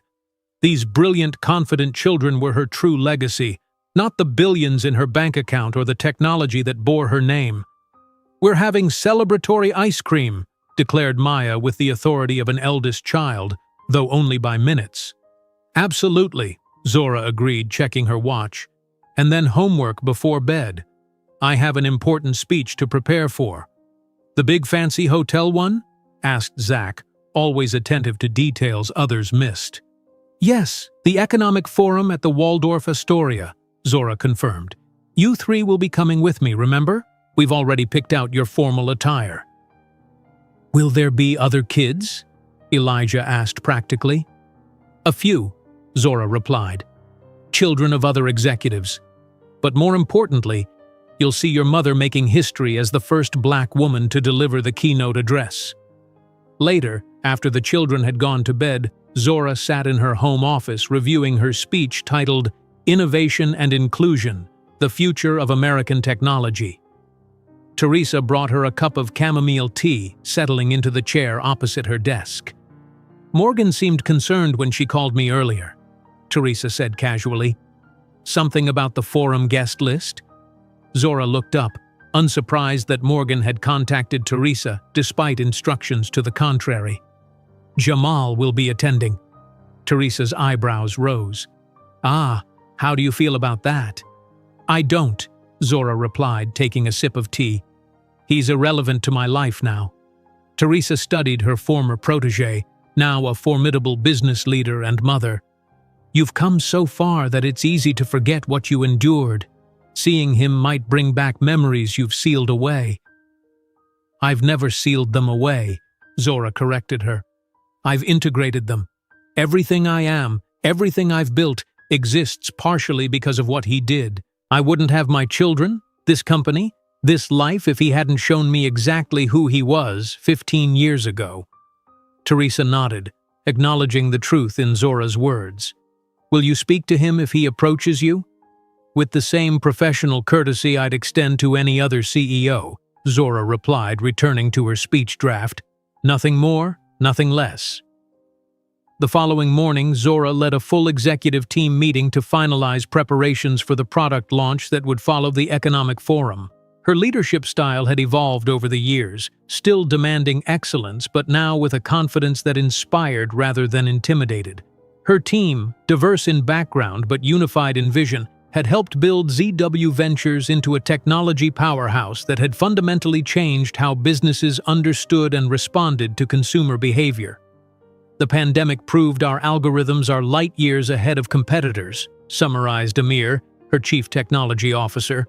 "We predicted consumer shifts that nobody else saw coming." "Which is precisely why I want to emphasize ethical implementation in my keynote," Zora noted. "With great predictive power comes great responsibility. We need to lead the conversation on using these tools to benefit society, not just corporate profits." After the meeting, Morgan approached with final details for the forum. "Your stylist has confirmed the Versace gown for the event, and Claudia has arranged for the children's formal wear fittings tomorrow. Also, Teresa asked me to reserve additional security for the evening." Zora raised an eyebrow. "Additional security? Did she give a reason?" "She mentioned it was standard procedure for high-profile events," Morgan replied, though her tone suggested there might be more to it. Understanding dawned on Zora. Teresa was concerned about the Jamal situation, worried perhaps that the encounter might be more volatile than Zora anticipated. It was unnecessary but touching in its protectiveness. "Confirm the security but keep it discreet," Zora instructed. "The children shouldn't feel like they're attending with a presidential detail." The day before the forum, Zora took rare personal time to meditate at sunrise, a practice she had adopted during her second year as a CEO when the stress had threatened to overwhelm her. Seated on her penthouse balcony overlooking Central Park, she reflected on the journey that had brought her here. From that freezing night at Penn Station to this moment, preparing to address the most powerful business leaders in America, the path had been neither straight nor easy. There had been countless setbacks, moments of doubt, and sacrifices made. Yet through it all, she had maintained her vision of creating something meaningful, something that couldn't be taken away. Her phone buzzed with a text from Morgan. Final guest list attached. Williams Petroleum down to 3 attendees from 5. JW still confirmed. Zora put the phone down without responding. The fact that Williams Petroleum had reduced their presence suggested financial constraints, another indication of the company's declining fortunes. A small, deeply buried part of her felt a flicker of satisfaction at the symmetry of it all. As ZW Ventures rose, Williams Petroleum fell, not by her design, but by the natural consequences of innovation versus stagnation. That evening, Zora gathered the triplets for a briefing on the upcoming event. At 10 years old, they were remarkably poised for their age, accustomed to accompanying their mother to select high-profile functions. "Tomorrow night is very important," she explained as they sat in the living room. "There will be senators, governors, and CEOs of major companies. I'll be giving the main speech." "What should we say if people ask about our father?" Maya questioned directly, always the one to address potential complications head-on. Zora had prepared for this. "The truth, that I chose to have you through a medical procedure because I wanted to be a mother. That's all anyone needs to know." "Is it because he was a bad person?" Elijah asked, his analytical mind connecting dots Zora hadn't explicitly drawn. She considered her answer carefully. "Not everyone is meant to be a parent. I made the choice that was right for me and for you. That's the important part of our story." On the morning of the forum, Zora awoke before her alarm, a rare nervous energy coursing through her. Not because of Jamal, she had meant what she said to Teresa about his irrelevance, but because tonight represented a culmination of everything she had worked toward. Being selected as keynote speaker placed her among the most influential business leaders in the country. It was validation not just of her company's success but of her vision for technology's future. She dressed in a simple outfit for the day's preparations, saving the Versace gown for the evening. Her stylist arrived mid-morning, followed by a team that would handle hair and makeup. The children were excited, treating the day like an elaborate dress-up game, unaware of the potential emotional complexity awaiting their mother. "Ms. Williams, your security team has arrived for the briefing," Morgan announced shortly after lunch. And Mr. Chen from the forum called to confirm they've arranged the special introduction by the governor. As the day progressed, Zora mentally rehearsed her speech while supervising the children's preparations. Teresa hovered nearby, her concern evident despite attempts to appear casual. "I've arranged for a separate car to follow yours," Teresa mentioned as stylists worked on Zora's hair, "just in case you need to leave earlier or later than planned." Zora met her mentor's eyes in the mirror. "You're worried about something that's not going to happen. Jamal Williams is a footnote in my life, not a chapter." "Maybe," Teresa conceded, "but I've known you long enough to remember when that wasn't true. Just because you've processed your past doesn't mean encountering it in the flesh won't affect you." Zora didn't argue further, recognizing Teresa's concern came from love. Perhaps she was right to be cautious. 15 years was a long time, but emotional wounds could leave scars that ached when the weather changed, and tonight's forecast called for a storm of memories. As evening approached, Zora stood before her full-length mirror, assessing the final result of hours of preparation.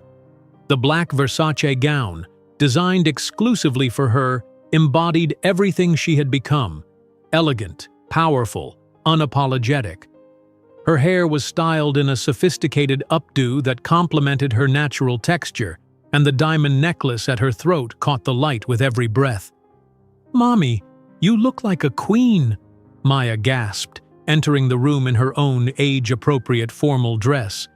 Elijah and Zach, handsome in their tailored suits, nodded in agreement. Claudia had ensured they were impeccably presented, down to the tiny cufflinks that matched their mother's jewelry. "We're ready to depart, Ms. Williams," announced her chief of security from the doorway. "The perimeter team is already at the Waldorf, and your limousine is waiting." Zora gathered her children, each representing a different facet of her triumph over adversity. "Let's go make history tonight."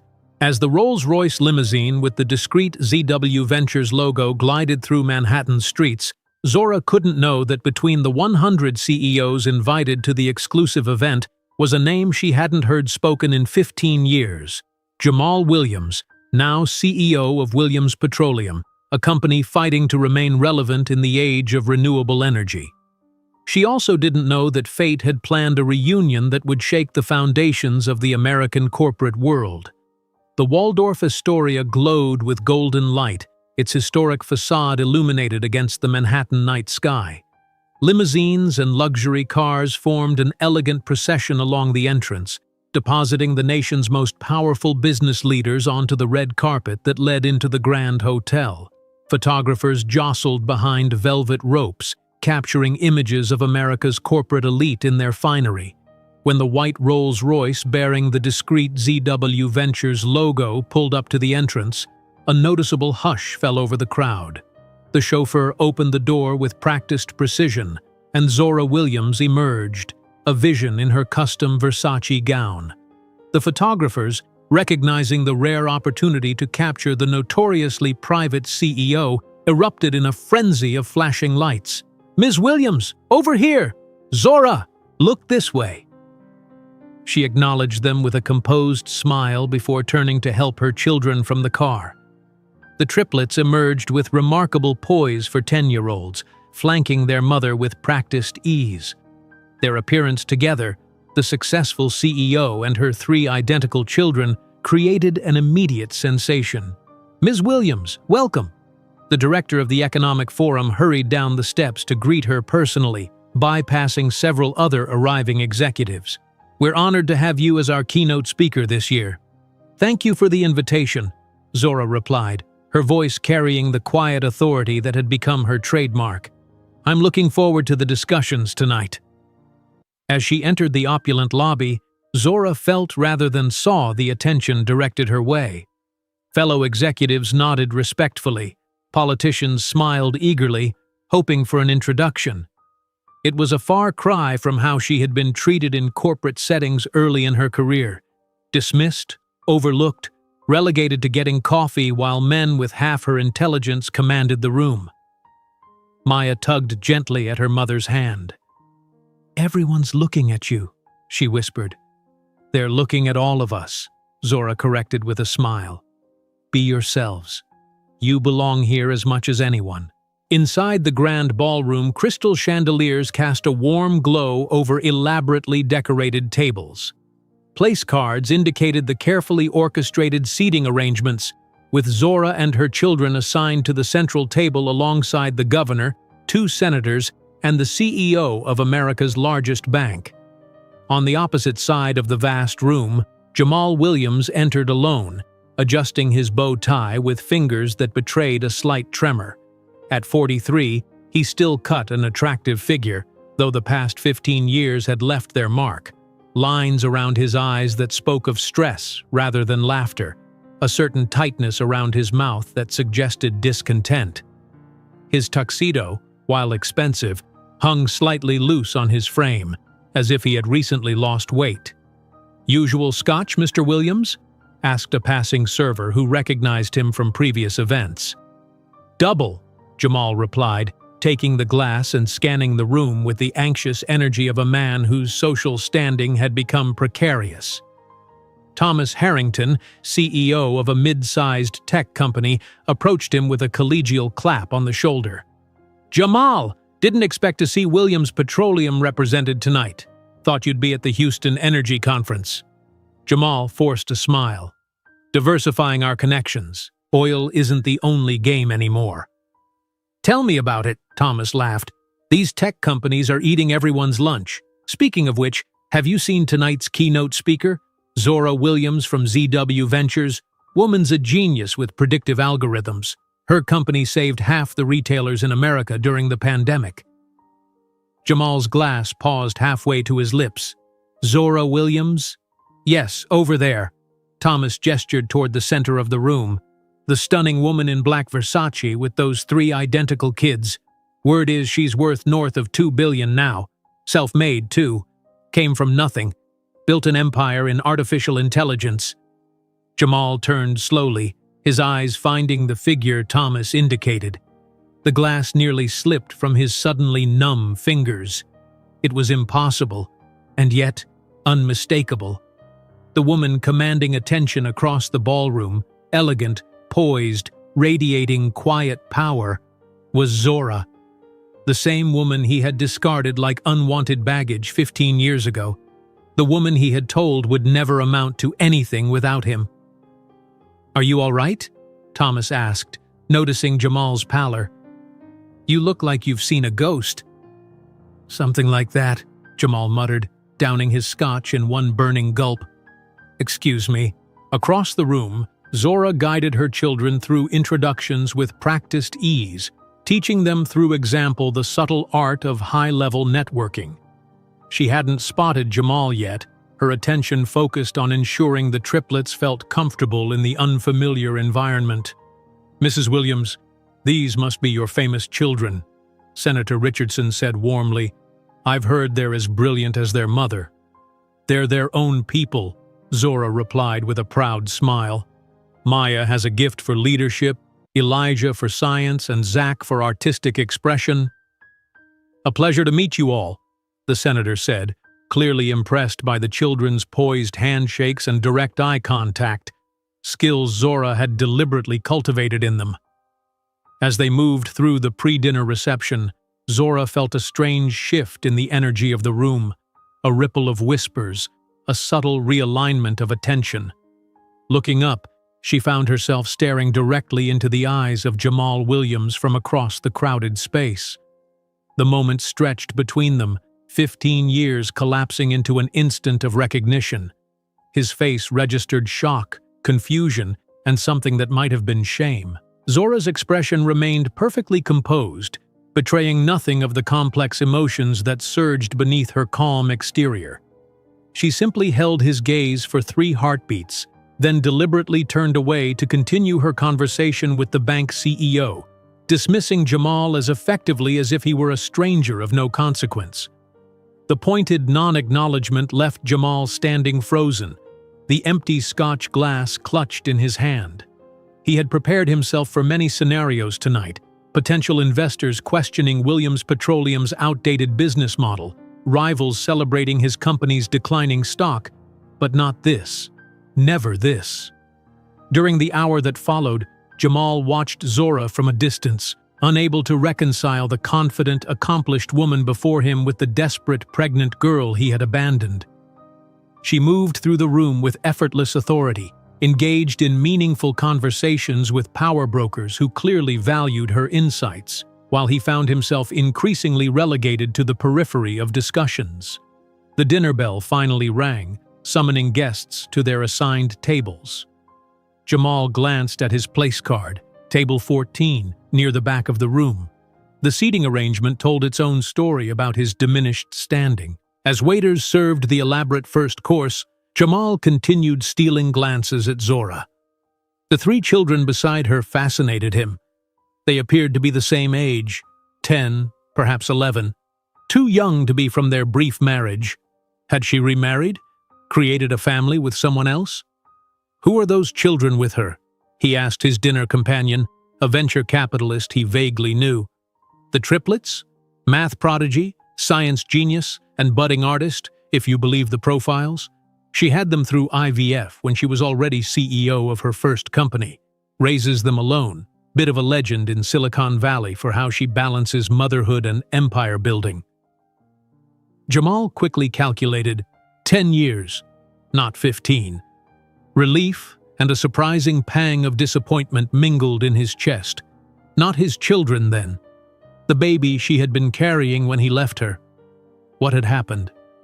The evening progressed through dinner toward the keynote address. Jamal found himself drinking more than usual, liquid courage for what he knew he must do. He needed to speak with her, to explain, to understand how the woman he had dismissed as worthless had transformed into this powerhouse while his own carefully cultivated advantages had yielded diminishing returns. When the dinner plates were cleared and the forum director approached the podium to introduce the keynote speaker, Jamal straightened in his chair, his attention fixed entirely on the stage. "It is my distinct honor to introduce tonight's keynote speaker," the director began, "a visionary whose groundbreaking work in artificial intelligence has redefined how businesses understand consumer behavior. From founding her first tech startup to building ZW Ventures into a multi-billion-dollar enterprise, she has demonstrated that true innovation comes from diverse perspectives. Please welcome to the stage Ms. Zora Williams." The applause was enthusiastic, genuine respect evident in the standing ovation that greeted Zora as she ascended to the podium. Under the spotlights, she was magnificent, poised, powerful, radiating an inner confidence that commanded attention. "Thank you," she began, her voice clear and strong. "Tonight, I want to talk about the future of American innovation, not just what technologies will shape our tomorrow, but who will create them and why that matters to everyone in this room." For the next 30 minutes, Zora delivered a masterful address on technology, inclusion, and the competitive advantage of diverse leadership. She spoke without notes, weaving complex technical concepts with accessible examples and compelling vision. The audience was rapt, including Jamal, who couldn't tear his eyes away from the woman whose potential he had so catastrophically underestimated. And that is how a girl from Detroit, daughter of public school teachers, transformed rejection into motivation to build a billion-dollar company, she concluded, triggering a standing ovation that seemed to shake the chandeliers. During the formal dinner that followed, Jamal observed Zora from afar, seated at the head table between the governor and senators, laughing and discussing policy like a veteran Washington insider. His own table, at the periphery of the grand ballroom, perfectly symbolized his fall in the corporate world. Williams Petroleum no longer commanded the respect it once had, and his series of divorces had consumed much of his personal fortune. After several more drinks, Jamal gathered his courage and approached the VIP table during dessert. He waited for a momentary lull in conversation before stepping forward. "Zora, could we speak privately for a moment?" he asked, struggling to maintain his composure under the curious gazes of the powerful figures surrounding her. She regarded him coolly for a long moment, then gave a slight nod. 2 minutes. Excusing herself graciously, Zora followed Jamal to a more secluded corner of the ballroom. In the relative privacy, he attempted his most charming smile, the same one he had used to win her heart 15 years earlier. "You look absolutely stunning," he began. "Your success, it's impressive." "What do you want, Jamal?" she asked directly, cutting through his attempt at charm. "Just to reconnect. Maybe grab coffee sometime, talk business." He hesitated. "I always knew you had potential." Zora's laugh was genuine, though without humor. "Always knew? You told me, and I'm quoting, 'Women like you never amount to anything, much less without a man like me.'" Jamal blanched, the exact words he had spoken returning to haunt him. "I was confused back then, with the pressure from my father." "Pressure?" Zora interrupted, her voice calm but firm. "Let me tell you what pressure is, Jamal. Pressure is sleeping in train stations while pregnant. Pressure is losing a baby because you're working 2 jobs to afford rent. Pressure is building a company from nothing when everyone says you'll fail." The revelation hit Jamal like a physical blow. "You lost the baby?" "Yes. A complication in the 6th month. I was alone in the hospital, with no one to hold my hand." She held his gaze unflinchingly. "You wonder if my children are yours? No, they're not. They're from IVF I did when I was already CEO of my first company. I chose to become a mother on my own terms, when I could give them everything they deserved." Jamal felt the weight of his past choices as never before. "Zora, I'm sorry. I was young, immature." "No," she interrupted again. "You were exactly who you are now, a man who makes decisions based on appearances and status, not character. The difference is that now I see that clearly." The murmurs in the ballroom increased as people began to notice their intense conversation. Several executives drew closer, catching fragments of their exchange. "Your empire is falling, Jamal, while mine continues to grow," she continued. "Not because I'm smarter, but because I learned that true leadership comes from solid values, not inherited privilege." "Can we keep this private?" he asked nervously, aware of the watching eyes. "Maybe we can resolve our past more discreetly." "Private?" Zora's smile was glacial. "Like when you humiliated me in our own home? Like when you left me with nothing, pregnant in the middle of winter?" Her words echoed louder than she had intended. Several nearby guests paused their conversations, turning toward the unfolding scene. "You are the man who abandoned Zora Williams?" asked a shocked tech CEO who was standing nearby. "The Zora Williams?" The buzz spread through the ballroom like wildfire in dry brush. Jamal began, but words failed him. "Yes, he is," Zora answered calmly. "The man who told me black women don't belong in certain circles. Ironic to find him in the less prestigious section of this event, while I occupy the place he always dreamed of." The silence deepened as she continued, now with all eyes in the salon upon them. "Ladies and gentlemen, witness the power of underestimation. When ZW Ventures acquires the technology division of Williams Petroleum next month, yes, the negotiations are underway with his board, we will complete the perfect circle of poetic justice." The silence in the grand ballroom was absolute. Zora's words hung in the air like a verdict, and in many ways they were exactly that. The assembled power brokers of American business stood frozen, processing what they had just witnessed. Zora Williams, the keynote speaker and celebrated CEO, had just revealed that Jamal Williams, once a titan of industry, had abandoned her pregnant and destitute 15 years ago, and now, in the ultimate reversal of fortune, her company was acquiring his. The moment stretched, uncomfortable and electric, until the governor of New York cleared his throat.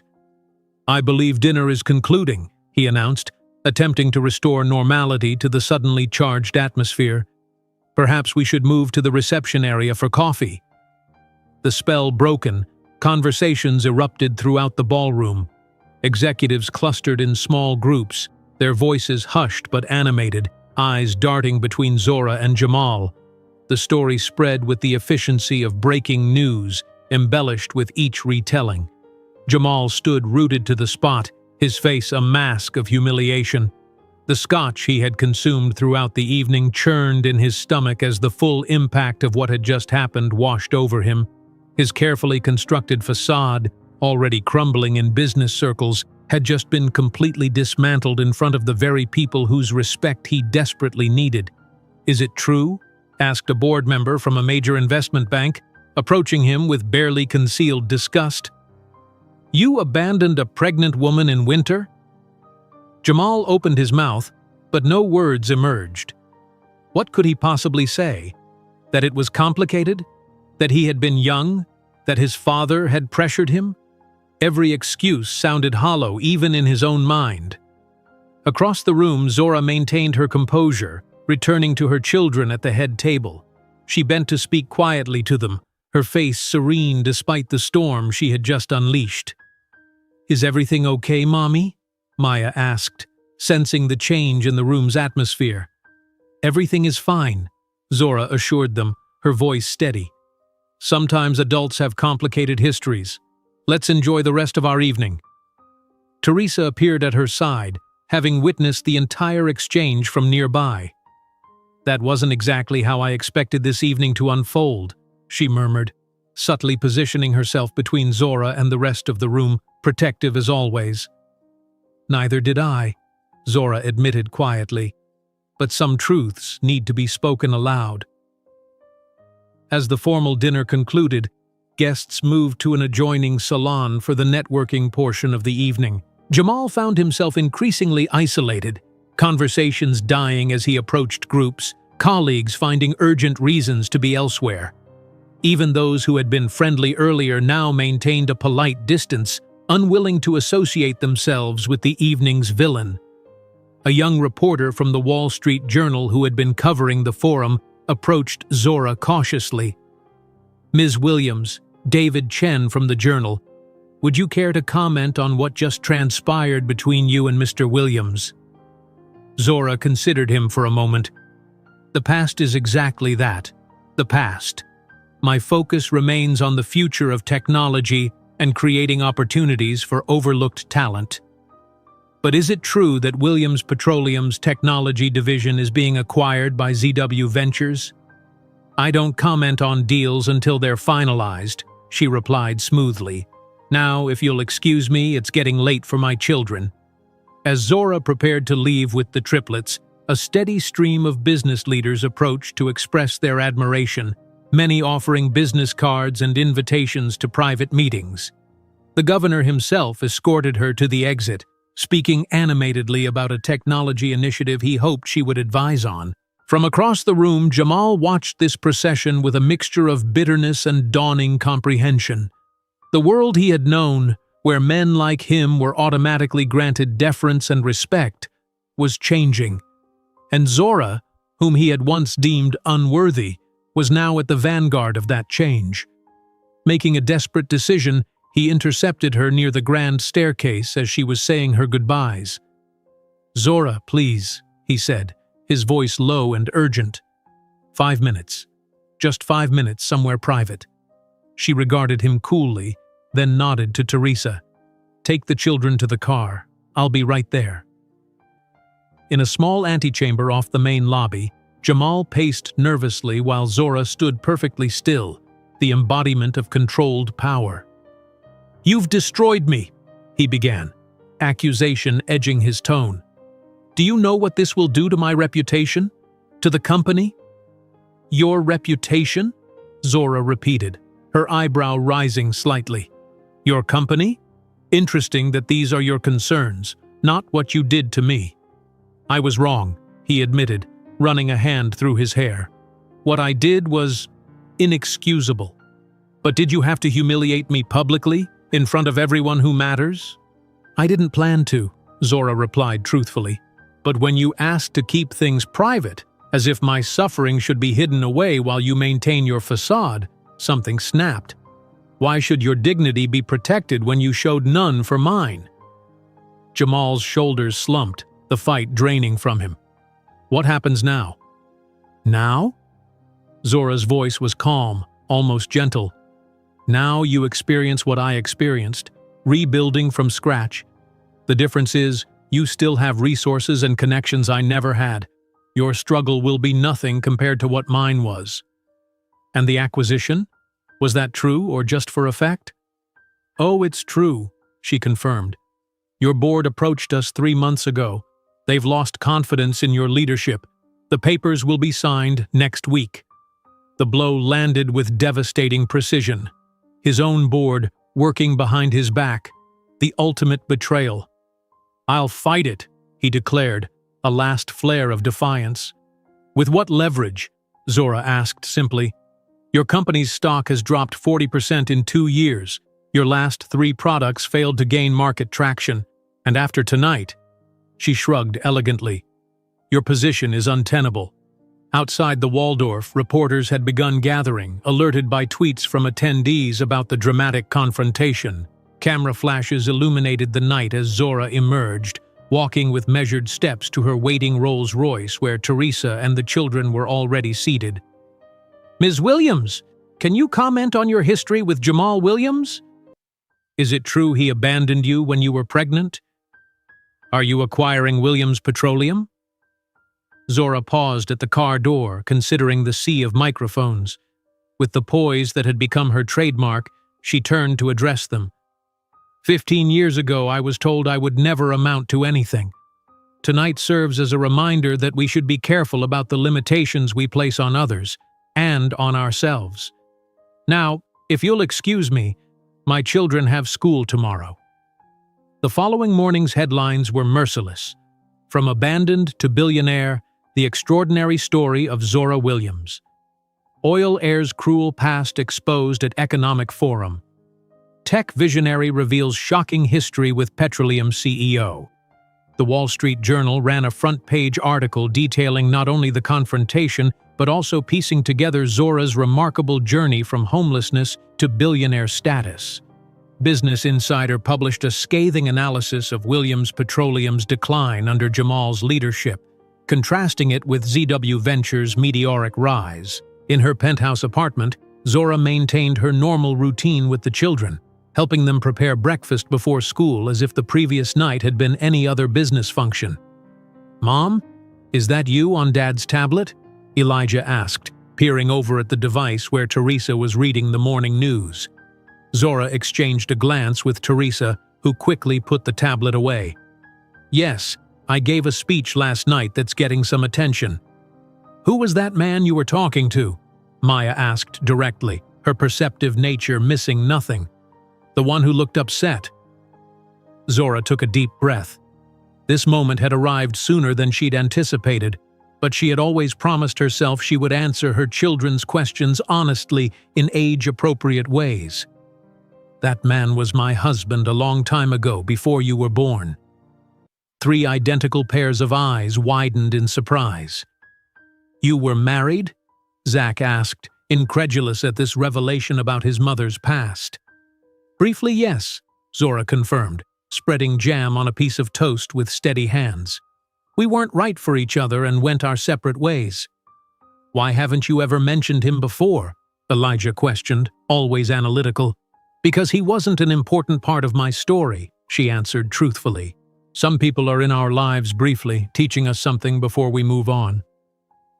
"He seemed sad when he was talking to you," Zach observed, his artistic sensitivity picking up on nuances the others might have missed. "Sometimes people feel sad when they realize the mistakes they've made," Zora explained gently. "But that's for them to work through, not for us to fix." After the children left for school with Claudia, Zora's phone rang continuously with interview requests from major networks and publications. She instructed Morgan to decline them all, preferring to let the story play out without further commentary from her. Meanwhile, across town in his rented apartment, Jamal Williams watched his life unravel in real time. His fiancée, a Palm Beach socialite who had been planning their summer wedding, called to return his ring after reading the morning's headlines. His phone lit up with notifications of text messages from board members requesting an emergency meeting at 11. He poured himself a drink, despite the early hour, and stared out at the city that had once been his playground. How had everything gone so wrong?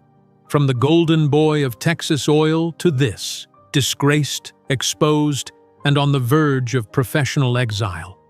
The board meeting was brief and brutal. Seated around the mahogany table where he had once commanded respect, Jamal faced the collective judgment of 10 stone-faced executives. "In light of recent events, the board has lost confidence in your leadership," the chairman stated without preamble. "We're accelerating the sale of the technology division to ZW Ventures and placing you on administrative leave while we determine next steps." "You can't do this," Jamal protested weakly. "My family built this company." "And you've nearly destroyed it," replied another board member bluntly. "Your personal conduct has become a liability we can no longer afford." Later that afternoon, as Jamal cleared his personal items from his office under the watchful eye of a security guard, he glanced up at the lobby television. There was Zora, ringing the opening bell at the New York Stock Exchange, celebrating a new partnership between ZW Ventures and a Japanese renewable energy firm. The stock ticker showed ZW shares surging past the $3 billion market cap. A week later, a hand-delivered envelope arrived at Zora's office. Inside was a handwritten letter from Jamal, the paper expensive, the handwriting slightly unsteady. "Zora," it began, "words cannot express my regret for the pain I caused you. I've lost everything. My position, my reputation, my future prospects. I'm writing to ask if there might be a place for me at ZW Ventures. I have extensive industry contacts and experience that could be valuable to your expansion plans." Teresa, who was in Zora's office when she opened the letter, made a disgusted sound after reading over her shoulder. "The audacity! He's asking you for a job?" Zora folded the letter thoughtfully and slipped it back into its envelope. "Forward this to Human Resources with my standard recommendation. Evaluate the candidate by the same criteria as any other." "Even after everything?" Teresa asked, surprised. "Especially after everything," Zora replied with a serene smile.